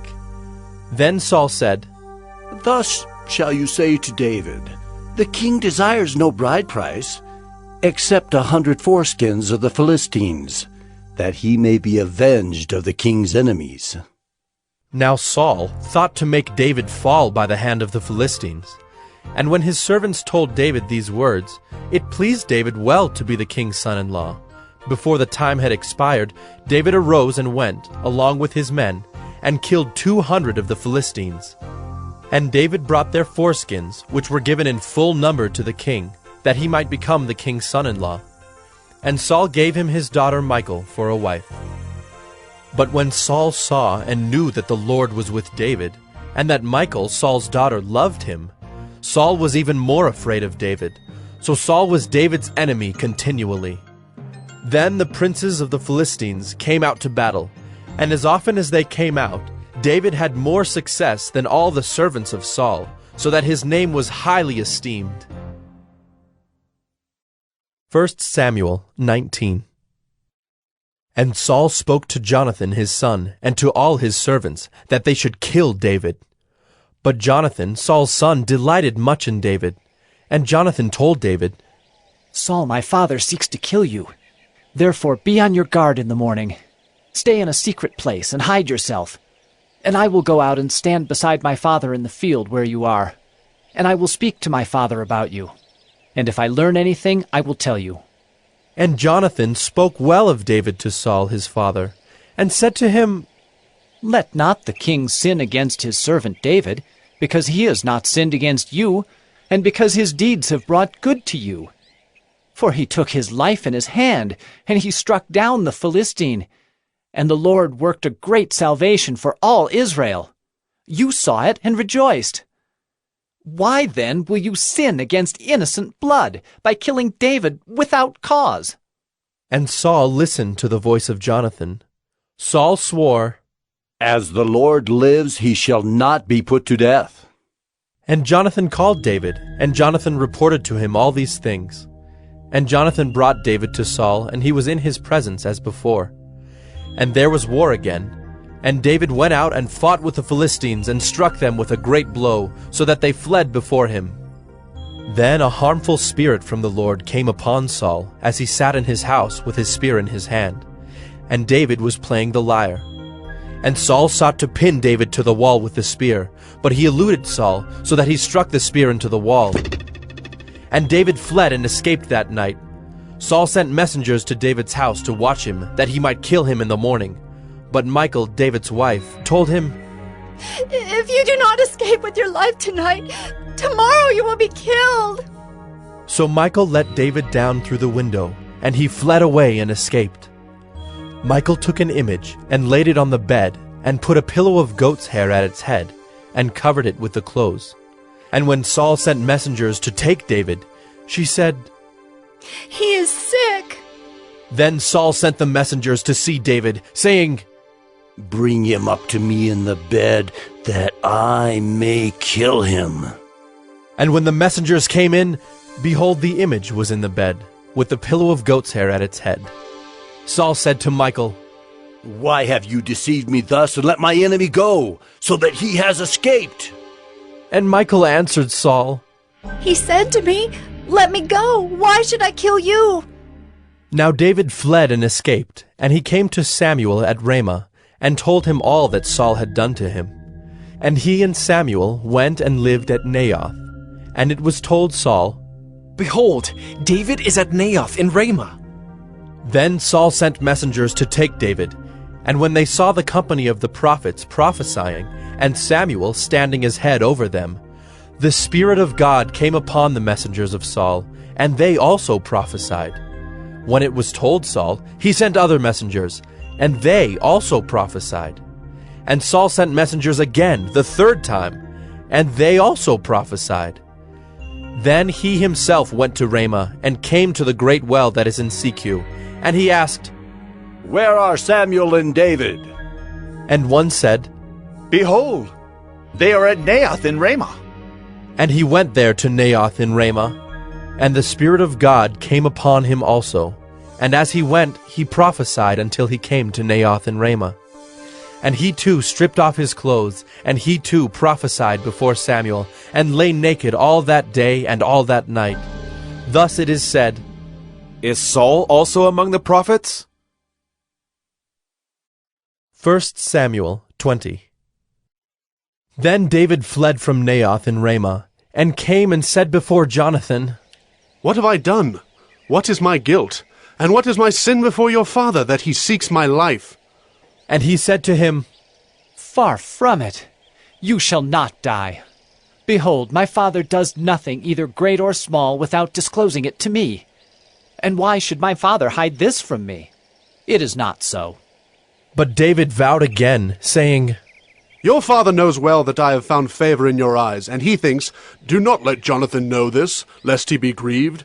But truly, as the Lord lives, and as your soul lives, there is but a step between me and death. Then Jonathan said to David, Whatever you say, I will do for you. David said to Jonathan, Behold, tomorrow is the new moon, and I should not fail to sit at table with the king. But let me go, that I may hide myself in the field till the third day at evening. If your father misses me at all, then say, David earnestly asked leave of me to run to Bethlehem his city, for there is a yearly sacrifice there for all the clan. If he says, Good, it will be well with your servant. But if he is angry, then know that harm is determined by him. Therefore deal kindly with your servant, for you have brought your servant into a covenant of the Lord with you. But if there is guilt in me, kill me yourself, for why should you bring me to your father? And Jonathan said, Far be it from you.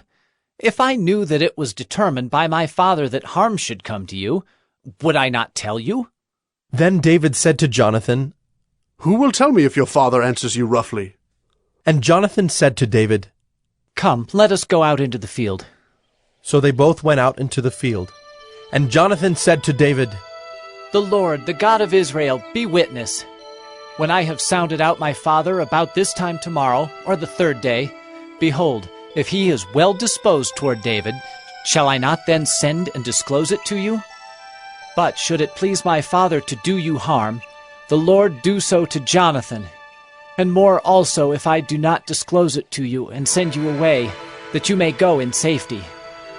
May the Lord be with you, as he has been with my father. If I am still alive, show me the steadfast love of the Lord, that I may not die. And do not cut off your steadfast love from my house forever, when the Lord cuts off every one of the enemies of David from the face of the earth. And Jonathan made a covenant with the house of David, saying, May the Lord take vengeance on David's enemies. And Jonathan made David swear again by his love for him, for he loved him as he loved his own soul. Then Jonathan said to him, Tomorrow is the new moon, and you will be missed because your seat will be empty. On the third day, go down quickly to the place where you hid yourself when the matter was in hand, and remain beside the stone heap. And I will shoot 3 arrows to the side of it, as though I shot at a mark. And behold, I will send the young man, saying, Go, find the arrows. If I say to the young man, Look, the arrows are on this side of you, take them. Then you are to come, for as the Lord lives, it is safe for you, and there is no danger. But if I say to the youth, Look, the arrows are beyond you, then go, for the Lord has sent you away. And as for the matter of which you and I have spoken, behold, the Lord is between you and me forever. So David hid himself in the field. And when the new moon came, the king sat down to eat food. The king sat on his seat, as at other times, on the seat by the wall. Jonathan sat opposite, and Abner sat by Saul's side. but David's place was empty. Yet Saul did not say anything that day, for he thought, Something has happened to him. He is not clean. Surely he is not clean. But on the second day, the day after the new moon, David's place was empty. And Saul said to Jonathan his son, Why has not the son of Jesse come to the meal, either yesterday or today? Jonathan answered Saul, David earnestly asked leave of me to go to Bethlehem. He said, Let me go, for our clan holds a sacrifice in the city, and my brother has commanded me to be there. So now if I have found favor in your eyes, let me get away and see my brothers. For this reason he has not come to the king's table. Then Saul's anger was kindled against Jonathan, and he said to him, You son of a perverse, rebellious woman! Do I not know that you have chosen the son of Jesse to your own shame, and to the shame of your mother's nakedness? For as long as the son of Jesse lives on the earth, neither you nor your kingdom shall be established. Therefore send and bring him to me, for he shall surely die. Then Jonathan answered Saul his father, Why should he be put to death? What has he done? But Saul hurled his spear at him to strike him. So Jonathan knew that his father was determined to put David to death. And Jonathan rose from the table in fierce anger and ate no food the second day of the month, for he was grieved for David, because his father had disgraced him. In the morning Jonathan went out into the field to the appointment with David, and with him a little boy. And he said to his boy, Run and find the arrows that I shoot. As the boy ran, he shot an arrow beyond him. And when the boy came to the place of the arrow that Jonathan had shot, Jonathan called after the boy and said, Is not the arrow beyond you? And Jonathan called after the boy, Hurry! Be quick! Do not stay! So Jonathan's boy gathered up the arrows and came to his master. But the boy knew nothing. Only Jonathan and David knew the matter. And Jonathan gave his weapons to his boy, and said to him, Go, and carry them to the city. And as soon as the boy had gone, David rose from beside the stone heap, and fell on his face to the ground, and bowed 3 times. And they kissed one another and wept with one another, David weeping the most. Then Jonathan said to David, Go in peace, because we have sworn both of us in the name of the Lord, saying, The Lord shall be between me and you, and between my offspring and your offspring, forever.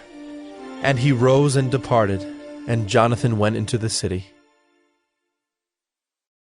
1 Samuel 21. Then David came to Nob, to Ahimelech the priest. And Ahimelech came to meet David trembling, and said to him, Why are you alone, and no one with you? And David said to Ahimelech the priest, The king has charged me with a matter and said to me, Let no one know anything of the matter about which I send you, and with which I have charged you. I have made an appointment with the young men for such and such a place. Now then, what do you have on hand? Give me 5 loaves of bread, or whatever is here. And the priest answered David, I have no common bread on hand, but there is holy bread, if the young men have kept themselves from women. And David answered the priest, Truly women have been kept from us as always when I go on an expedition. The vessels of the young men are holy even when it is an ordinary journey. How much more today will their vessels be holy? So the priest gave him the holy bread, for there was no bread there but the bread of the presence, which is removed from before the Lord, to be replaced by hot bread on the day it is taken away. Now a certain man of the servants of Saul was there that day, detained before the Lord. His name was Doeg the Edomite, the chief of Saul's herdsmen. Then David said to Ahimelech, Then have you not here a spear or a sword at hand? For I have brought neither my sword nor my weapons with me, because the king's business required haste. And the priest said, The sword of Goliath the Philistine, whom you struck down in the valley of Elah. Behold, it is here wrapped in a cloth behind the ephod. If you will take that, take it, for there is none but that here. And David said, There is none like that. Give it to me. And David rose and fled that day from Saul, and went to Achish, the king of Gath. And the servants of Achish said to him, Is not this David the king of the land? Did they not sing to one another of him in dances? Saul has struck down his thousands, and David his 10,000s. And David took these words to heart, and was much afraid of Achish, the king of Gath. So he changed his behavior before them, and pretended to be insane in their hands, and made marks on the doors of the gate, and let his spittle run down his beard. Then Achish said to his servants, Behold, you see the man is mad. Why then have you brought him to me? Do I lack madmen, that you have brought this fellow to behave as a madman in my presence? Shall this fellow come into my house? 1 Samuel 22. David departed from there, and escaped to the cave of Adullam. And when his brothers and all his father's house heard it, they went down there to him. And everyone who was in distress, and everyone who was in debt, and everyone who was bitter in soul, gathered to him, and he became captain over them. And there were with him about 400 men. And David went from there to Mizpeh of Moab.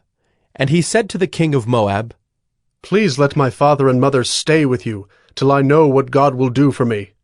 And he left them with the king of Moab, and they stayed with him all the time that David was in the stronghold. Then the prophet Gad said to David, Do not remain in the stronghold. Depart, and go into the land of Judah. So David departed, and went into the forest of Hereth. Now Saul heard that David was discovered, and the men who were with him. Saul was sitting at Gibeah, under the tamarisk tree on the height, with his spear in his hand, and all his servants were standing about him.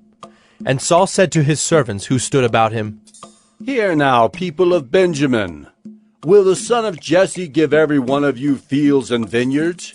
Will he make you all commanders of thousands and commanders of hundreds? That all of you have conspired against me? No one discloses to me when my son makes a covenant with the son of Jesse. None of you is sorry for me, or discloses to me that my son has stirred up my servant against me to lie in wait as at this day. Then answered Doeg the Edomite, who stood by the servants of Saul, I saw the son of Jesse come into Nob to Ahimelech, the son of Ahitub, and he inquired of the Lord for him, and gave him provisions, and gave him the sword of Goliath the Philistine. Then the king sent to summon Ahimelech the priest, the son of Ahitub, and all his father's house, the priests who were at Nob, and all of them came to the king. And Saul said, Hear now, son of Ahitub. And he answered, Here I am, my lord. And Saul said to him, Why have you conspired against me, you and the son of Jesse, in that you have given him bread and a sword, and have inquired of God for him, so that he is risen against me to lie in wait, as at this day? Then Ahimelech answered the king, And who among all your servants is so faithful as David, who is the king's son-in-law, and captain over your bodyguard, and honored in your house? Is today the first time that I have inquired of God for him? No. Let not the king impute anything to his servant, or to all the house of my father, for your servant has known nothing of all this, much or little. And the king said, You shall surely die, Ahimelech, you and all your father's house. And the king said to the guard who stood about him, Turn and kill the priests of the Lord, because their hand also is with David, and they knew that he fled and did not disclose it to me. But the servants of the king would not put out their hand to strike the priests of the Lord. Then the king said to Doeg, You! Turn and strike the priests! And Doeg the Edomite turned and struck down the priests, and he killed on that day 85 persons who wore the linen ephod.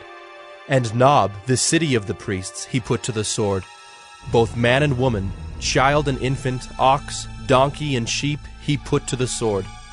But one of the sons of Ahimelech, the son of Ahitub, named Abiathar, escaped and fled after David. And Abiathar told David that Saul had killed the priests of the Lord. And David said to Abiathar, I knew on that day, when Doeg the Edomite was there, that he would surely tell Saul, I have occasioned the death of all the persons of your father's house. Stay with me, do not be afraid, for he who seeks my life seeks your life. With me you shall be in safe keeping. 1 Samuel 23. Now they told David, Behold, the Philistines are fighting against Keilah and are robbing the threshing floors. Therefore David inquired of the Lord, Shall I go and attack these Philistines? And the Lord said to David, Go and attack the Philistines and save Keilah. But David's men said to him, Behold, we are afraid here in Judah. How much more then if we go to Keilah against the armies of the Philistines?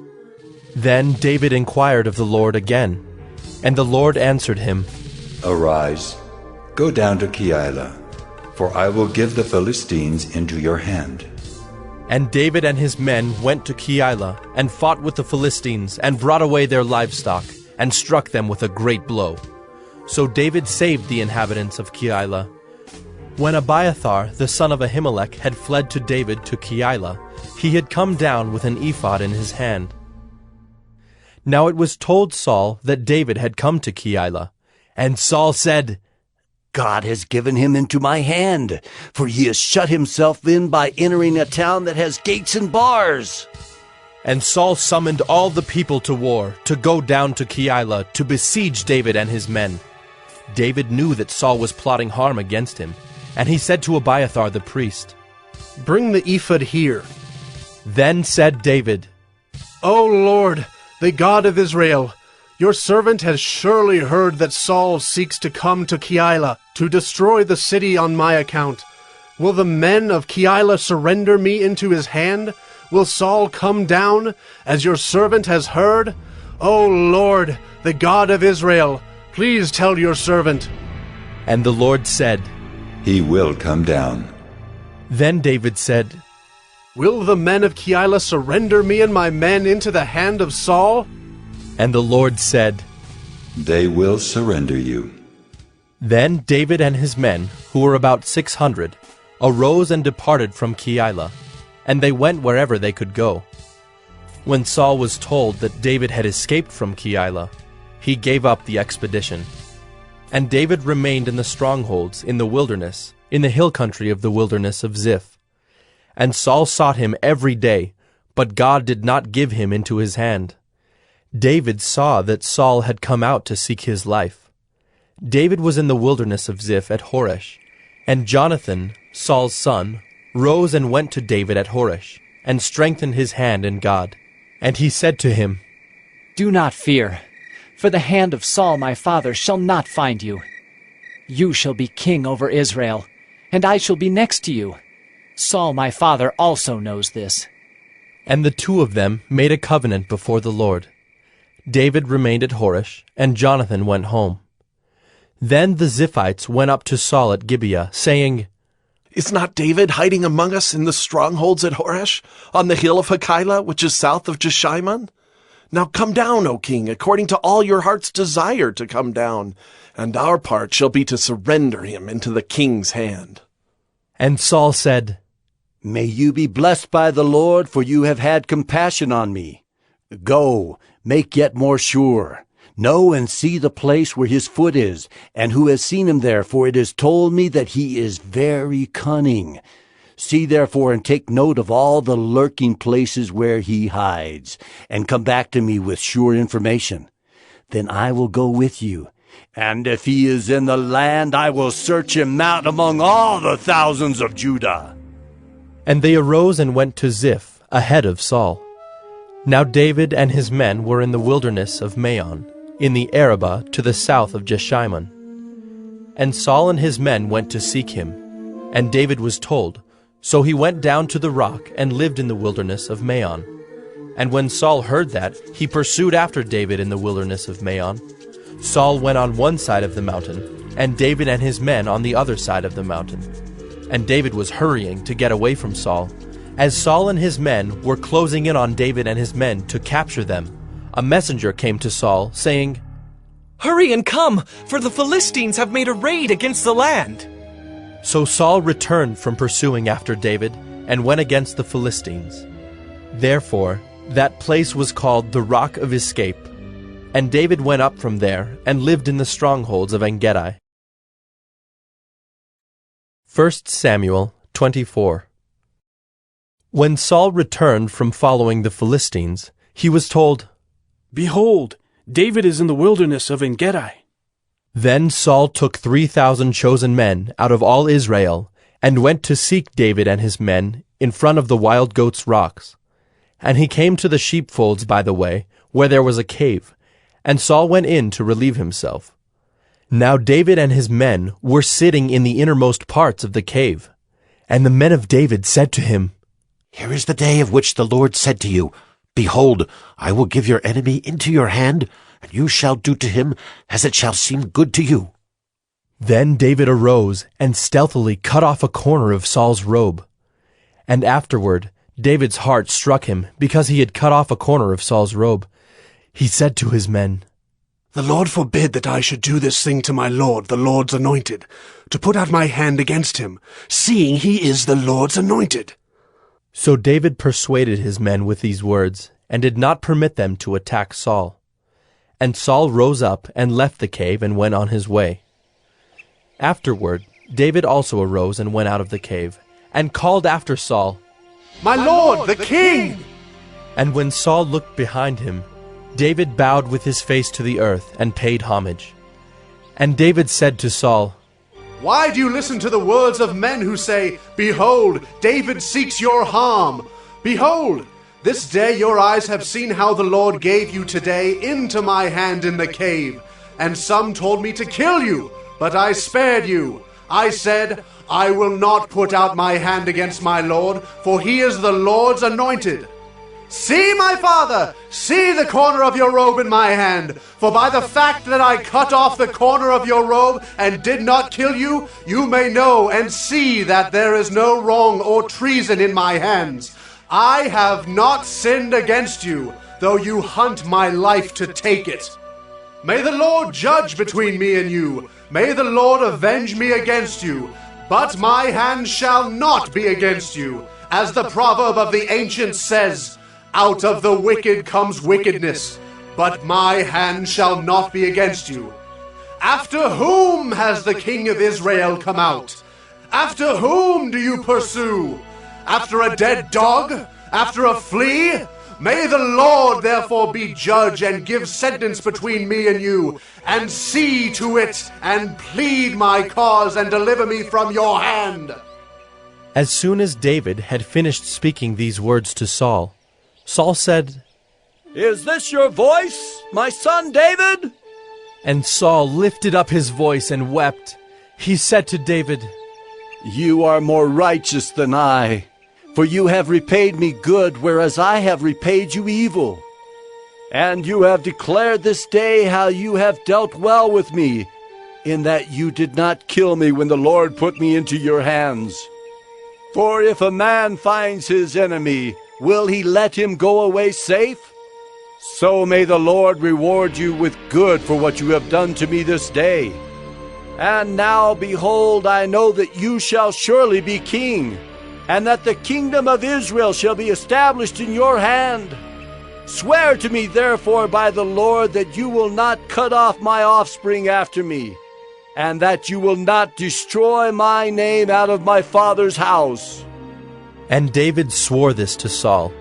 Then Saul went home, but David and his men went up to the stronghold. 1 Samuel 25.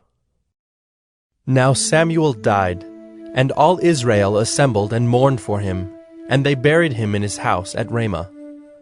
Then David rose and went down to the wilderness of Paran. And there was a man in Maon, whose business was in Carmel. The man was very rich. He had 3,000 sheep and 1,000 goats. He was shearing his sheep in Carmel. Now the name of the man was Nabal, and the name of his wife Abigail. The woman was discerning and beautiful, but the man was harsh and badly behaved. He was a Calebite. David heard in the wilderness that Nabal was shearing his sheep. So David sent 10 young men. And David said to the young men, Go up to Carmel, and go to Nabal and greet him in my name. And thus you shall greet him. Peace be to you, and peace be to your house, and peace be to all that you have. I hear that you have shearers.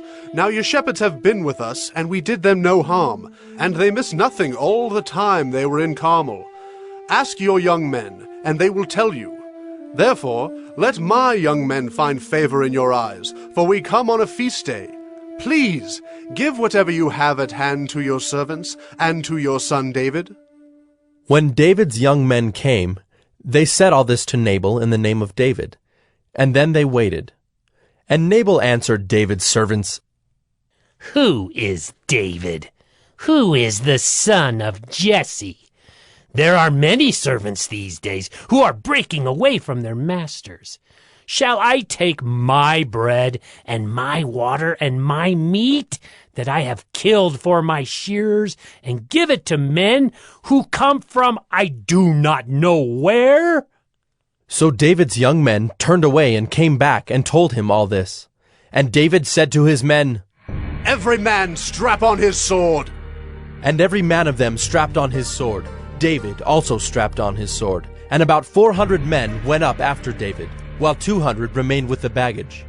But one of the young men told Abigail, Nabal's wife, Behold, David sent messengers out of the wilderness to greet our master, and he railed at them.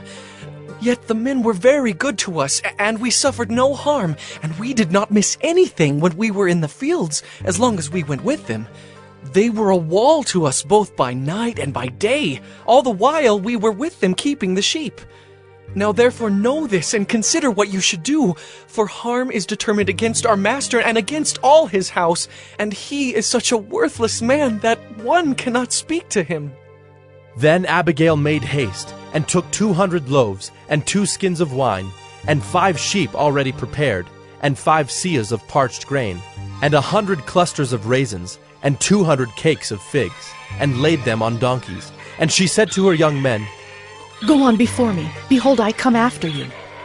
But she did not tell her husband Nabal. And as she rode on the donkey, and came down under cover of the mountain, behold, David and his men came down toward her, and she met them. Now David had said, Surely in vain have I guarded all that this fellow has in the wilderness, so that nothing was missed of all that belonged to him, and he has returned me evil for good. God do so to the enemies of David, and more also, if by morning I leave so much as one male of all who belong to him. When Abigail saw David, she hurried and got down from the donkey, and fell before David on her face, and bowed to the ground. She fell at his feet, and said, On me alone, my lord, be the guilt. Please let your servant speak in your ears, and hear the words of your servant. Let not my lord regard this worthless fellow Nabal, for as his name is, so is he. Nabal is his name, and folly is with him. But I, your servant, did not see the young men of my lord whom you sent. Now then, my lord, as the Lord lives, and as your soul lives, because the Lord has restrained you from blood guilt and from saving with your own hand, now then let your enemies and those who seek to do evil to my lord be as Nabal. And now let this present that your servant has brought to my lord be given to the young men who follow my lord. Please forgive the trespass of your servant, for the Lord will certainly make my lord a sure house, because my lord is fighting the battles of the Lord, and evil shall not be found in you, so long as you live. If men rise up to pursue you, and to seek your life, the life of my lord shall be bound in the bundle of the living, in the care of the Lord your God. And the lives of your enemies he shall sling out as from the hollow of a sling. And when the Lord has done to my Lord according to all the good that he has spoken concerning you, and has appointed you prince over Israel, my Lord shall have no cause of grief, or pains of conscience for having shed blood without cause, or for my Lord taking vengeance himself. And when the Lord has dealt well with my Lord, then remember your servant. And David said to Abigail, Blessed be the Lord, the God of Israel, who sent you this day to meet me. Blessed be your discretion, and blessed be you, who have kept me this day from blood guilt and from avenging myself with my own hand. For as surely as the Lord, the God of Israel, lives, who has restrained me from hurting you, unless you had hurried and come to meet me, truly by morning there had not been left to Nabal so much as one male. Then David received from her hand what she had brought him, and he said to her, Go up in peace to your house. See, I have obeyed your voice, and I have granted your petition. And Abigail came to Nabal, and behold, he was holding a feast in his house, like the feast of a king. And Nabal's heart was merry within him, for he was very drunk. So she told him nothing at all until the morning light. In the morning, when the wine had gone out of Nabal, his wife told him these things, and his heart died within him, and he became as a stone. And about 10 days later the Lord struck Nabal, and he died. When David heard that Nabal was dead, he said, Blessed be the Lord who has avenged the insult I received at the hand of Nabal, and has kept back his servant from wrongdoing. The Lord has returned the evil of Nabal on his own head. Then David sent and spoke to Abigail to take her as his wife. When the servants of David came to Abigail at Carmel, they said to her, David has sent us to you to take you to him as his wife. And she rose and bowed with her face to the ground, and said, Behold, your handmaid is a servant to wash the feet of the servants of my Lord. And Abigail hurried and rose and mounted a donkey, and her 5 young women attended her. She followed the messengers of David and became his wife. David also took Ahinoam of Jezreel, and both of them became his wives. Saul had given Michal his daughter, David's wife, to Paltai the son of Laish, who was of Gallim. 1 Samuel 26. Then the Ziphites came to Saul at Gibeah, saying, Is not David hiding himself on the hill of Hachilah, which is on the east of Jeshimon? So Saul arose and went down to the wilderness of Ziph, with 3,000 chosen men of Israel, to seek David in the wilderness of Ziph. And Saul encamped on the hill of Hachilah, which is beside the road on the east of Jeshimon. But David remained in the wilderness. When he saw that Saul came after him into the wilderness, David sent out spies, and learned that Saul had come. Then David rose and came to the place where Saul had encamped. And David saw the place where Saul lay, with Abner the son of Ner, the commander of his army. Saul was lying within the encampment, while the army was encamped around him. Then David said to Ahimelech the Hittite, and to Joab's brother Abishai, the son of Zeruiah, Who will go down with me into the camp to Saul? And Abishai said, I will go down with you. So David and Abishai went to the army by night.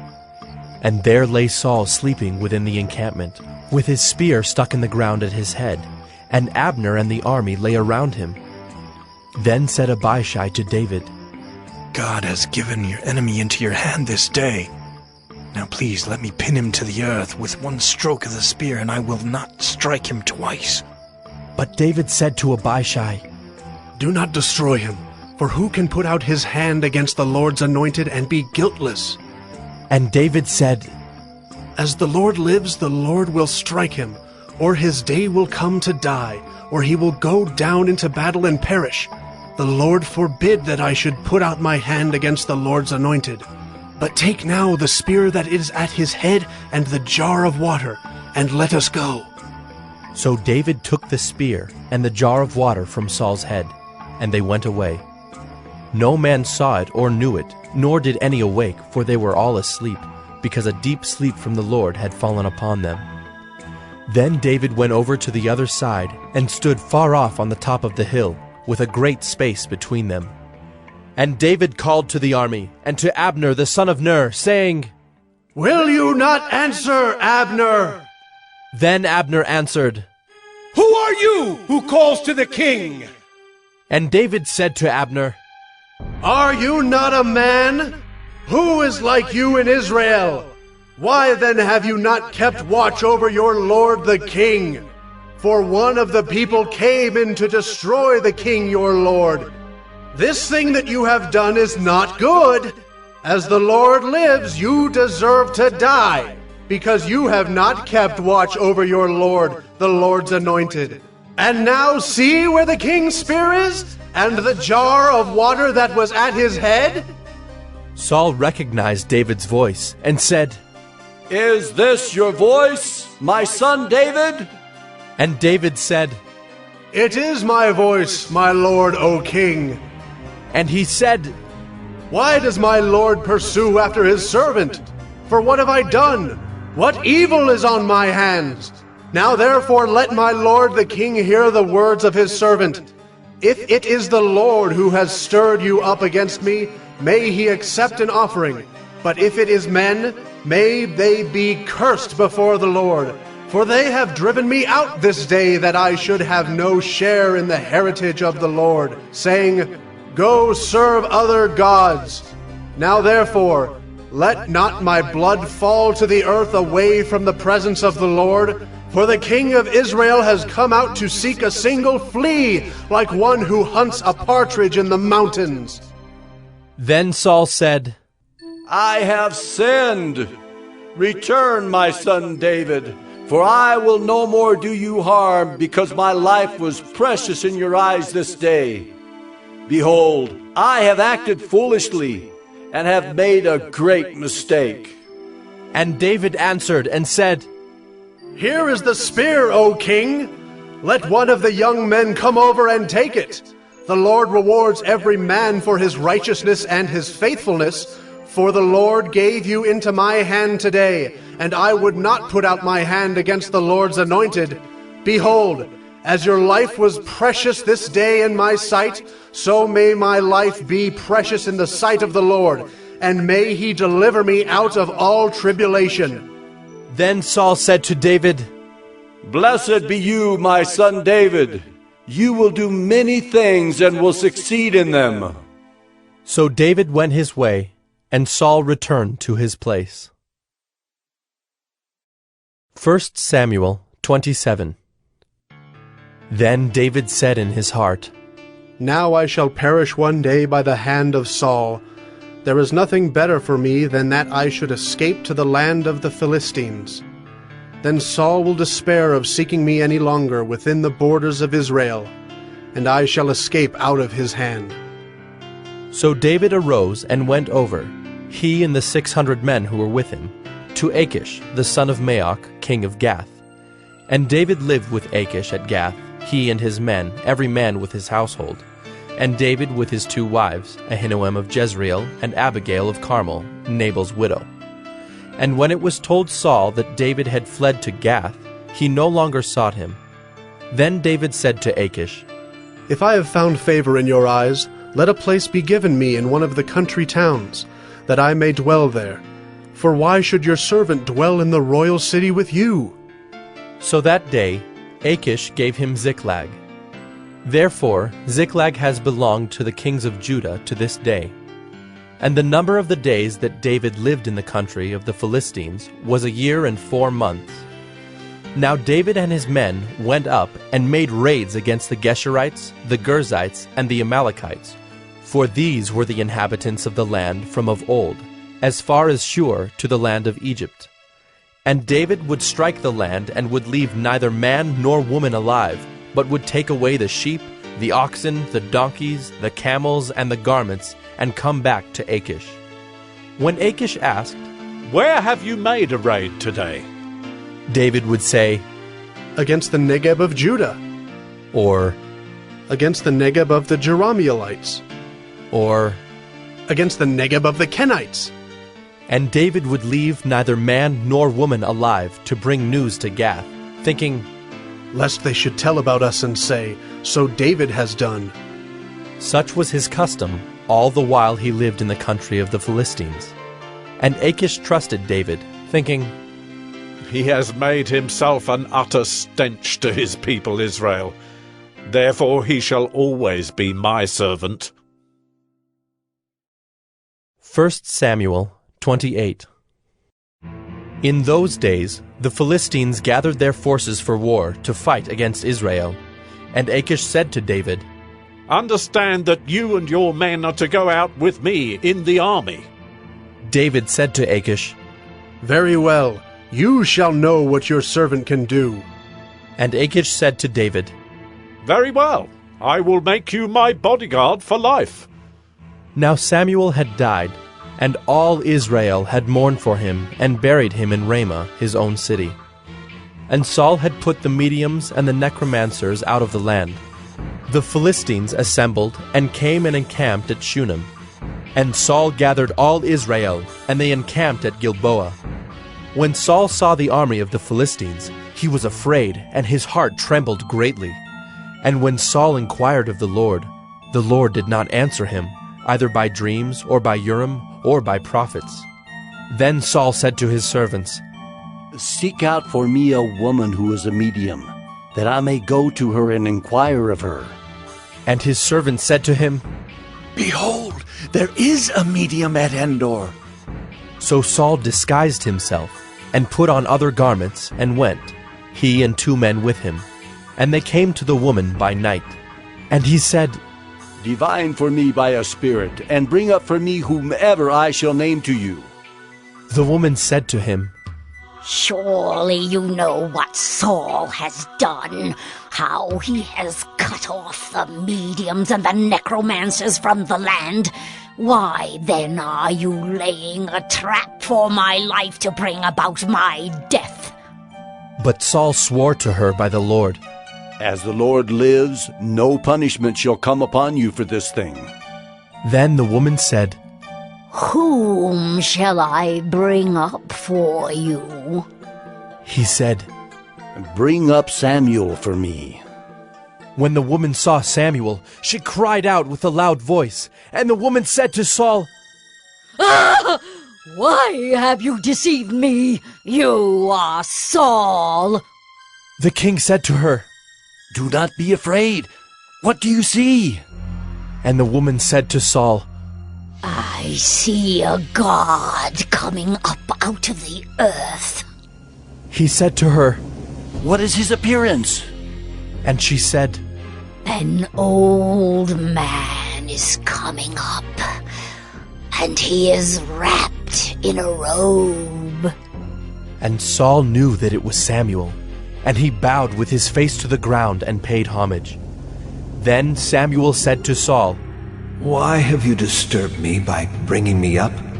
Saul answered, I am in great distress, for the Philistines are warring against me, and God has turned away from me and answers me no more, either by prophets or by dreams. Therefore I have summoned you to tell me what I shall do. And Samuel said, Why then do you ask me, since the Lord has turned from you and become your enemy? The Lord has done to you as he spoke by me, for the Lord has torn the kingdom out of your hand and given it to your neighbor David, because you did not obey the voice of the Lord and did not carry out his fierce wrath against Amalek. Therefore the Lord has done this thing to you this day. Moreover, the Lord will give Israel also with you into the hand of the Philistines. And tomorrow you and your sons shall be with me. The Lord will give the army of Israel also into the hand of the Philistines. Then Saul fell at once, full length on the ground, filled with fear because of the words of Samuel. And there was no strength in him, for he had eaten nothing all day and all night. And the woman came to Saul, and when she saw that he was terrified, she said to him, Behold, your servant has obeyed you. I have taken my life in my hand and have listened to what you have said to me. Now, therefore, you also obey your servant. Let me set a morsel of bread before you, and eat, that you may have strength when you go on your way. He refused and said, I will not eat. But his servants, together with the woman, urged him, and he listened to their words. So he arose from the earth and sat on the bed. Now the woman had a fattened calf in the house, and she quickly killed it. And she took flour and kneaded it, and baked unleavened bread of it. and she put it before Saul and his servants, and they ate. Then they rose and went away that night. 1 Samuel 29. Now the Philistines had gathered all their forces at Aphek, and the Israelites were encamped by the spring that is in Jezreel. As the lords of the Philistines were passing on by hundreds and by thousands, and David and his men were passing on in the rear with Achish, the commanders of the Philistines said, "What are these Hebrews doing here?" And Achish said to the commanders of the Philistines, "Is this not David, the servant of Saul, king of Israel, who has been with me now for days and years? And since he deserted to me, I have found no fault in him to this day." But the commanders of the Philistines were angry with him, and the commanders of the Philistines said to him, "Send the man back, that he may return to the place to which you have assigned him. He shall not go down with us to battle, lest in the battle he become an adversary to us. For how could this fellow reconcile himself to his Lord? Would it not be with the heads of the men here? Is not this David of whom they sing to one another in dances? Saul has struck down his thousands, and David his 10,000s. Then Achish called David and said to him, "As the Lord lives, you have been honest, and to me it seems right that you should march out and in with me in the campaign. For I have found nothing wrong in you from the day of your coming to me to this day. Nevertheless, the lords do not approve of you. So go back now and go peaceably, that you may not displease the lords of the Philistines." And David said to Achish, "But what have I done? What have you found in your servant from the day I entered your service until now, that I may not go and fight against the enemies of my lord the king?" And Achish answered David and said, "I know that you are as blameless in my sight as an angel of God. Nevertheless, the commanders of the Philistines have said, 'He shall not go up with us to the battle.' Now then, rise early in the morning with the servants of your Lord who came with you, and start early in the morning, and depart as soon as you have light." So David set out with his men early in the morning to return to the land of the Philistines. But the Philistines went up to Jezreel. 1 Samuel 30. Now when David and his men came to Ziklag on the third day, the Amalekites had made a raid against the Negeb and against Ziklag. They had overcome Ziklag and burned it with fire, and taken captive the women and all who were in it, both small and great. They killed no one, but carried them off and went their way. And when David and his men came to the city, they found it burned with fire, and their wives and sons and daughters taken captive. Then David and the people who were with him raised their voices and wept until they had no more strength to weep. David's 2 wives also had been taken captive, Ahinoam of Jezreel and Abigail, the widow of Nabal of Carmel. And David was greatly distressed, for the people spoke of stoning him, because all the people were bitter in soul, each for his sons and daughters. But David strengthened himself in the Lord his God. And David said to Abiathar the priest, the son of Ahimelech, "Bring me the ephod." So Abiathar brought the ephod to David. And David inquired of the Lord, "Shall I pursue after this band? Shall I overtake them?" He answered him, "Pursue, for you shall surely overtake and shall surely rescue." So David set out, and the 600 men who were with him, and they came to the brook Besor, where those who were left behind stayed. But David pursued, he and 400 men. 200 stayed behind, who were too exhausted to cross the brook Besor. They found an Egyptian in the open country, and brought him to David. And they gave him bread, and he ate. They gave him water to drink, and they gave him a piece of a cake of figs, and 2 clusters of raisins. And when he had eaten, his spirit revived, for he had not eaten bread or drunk water for 3 days and 3 nights. And David said to him, "To whom do you belong, and where are you from?" He said, "I am a young man of Egypt, servant to an Amalekite. And my master left me behind, because I fell sick 3 days ago. We had made a raid against the Negeb of the Kerethites, and against that which belongs to Judah, and against the Negeb of Caleb, and we burned Ziklag with fire. And David said to him, Will you take me down to this band? And he said, Swear to me by God that you will not kill me, or deliver me into the hands of my master, and I will take you down to this band. And when he had taken him down, behold, they were spread abroad over all the land, eating and drinking and dancing, because of all the great spoil they had taken from the land of the Philistines and from the land of Judah.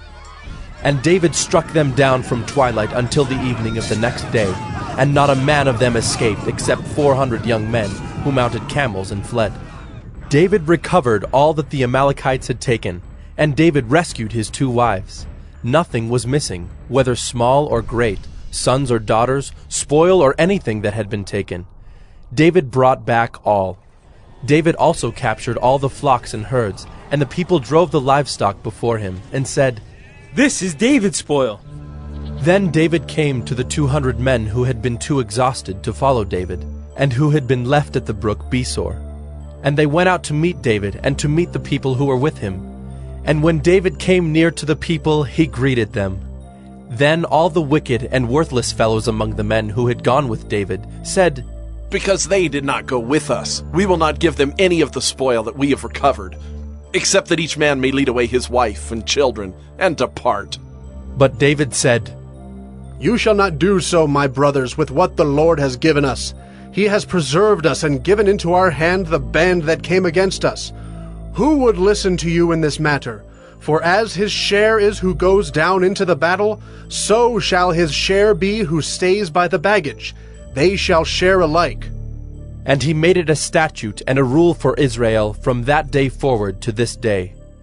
When David came to Ziklag, he sent part of the spoil to his friends, the elders of Judah, saying, Here is a present for you from the spoil of the enemies of the Lord. It was for those in Bethel, in Ramoth of the Negeb, in Jadar, in Aroer, in Siphmoth in Eshtemoa, in Rachel, in the cities of the Jerahmeelites, in the cities of the Kenites, in Hormah, in Bor-Ashan, in Athak, in Hebron, for all the places where David and his men had roamed. 1 Samuel 31. Now the Philistines fought against Israel, and the men of Israel fled before the Philistines, and fell slain on Mount Gilboa. And the Philistines overtook Saul and his sons, and the Philistines struck down Jonathan and Abinadab and Melchi-Shua, the sons of Saul. The battle pressed hard against Saul, and the archers found him, and he was badly wounded by the archers. Then Saul said to his armor-bearer, Draw your sword, and thrust me through with it, lest these uncircumcised come and thrust me through and mistreat me. But his armor-bearer would not, for he feared greatly. Therefore Saul took his own sword and fell upon it. And when his armor-bearer saw that Saul was dead, he also fell upon his sword and died with him. Thus Saul died, and his 3 sons, and his armor-bearer, and all his men on the same day together. And when the men of Israel, who were on the other side of the valley, and those beyond the Jordan, saw that the men of Israel had fled, and that Saul and his sons were dead, they abandoned their cities and fled. And the Philistines came and lived in them. The next day, when the Philistines came to strip the slain, they found Saul and his 3 sons fallen on Mount Gilboa. So they cut off his head, and stripped off his armor, and sent messengers throughout the land of the Philistines to carry the good news to the house of their idols, and to the people. They put his armor in the temple of Ashtaroth, and they fastened his body to the wall of Bethshan. But when the inhabitants of Jabesh-Gilead heard what the Philistines had done to Saul, all the valiant men arose, and went all night, and took the body of Saul, and the bodies of his sons from the wall of Bethshan. And they came to Jabesh, and burned them there. And they took their bones, and buried them under the tamarisk tree in Jabesh, and fasted 7 days.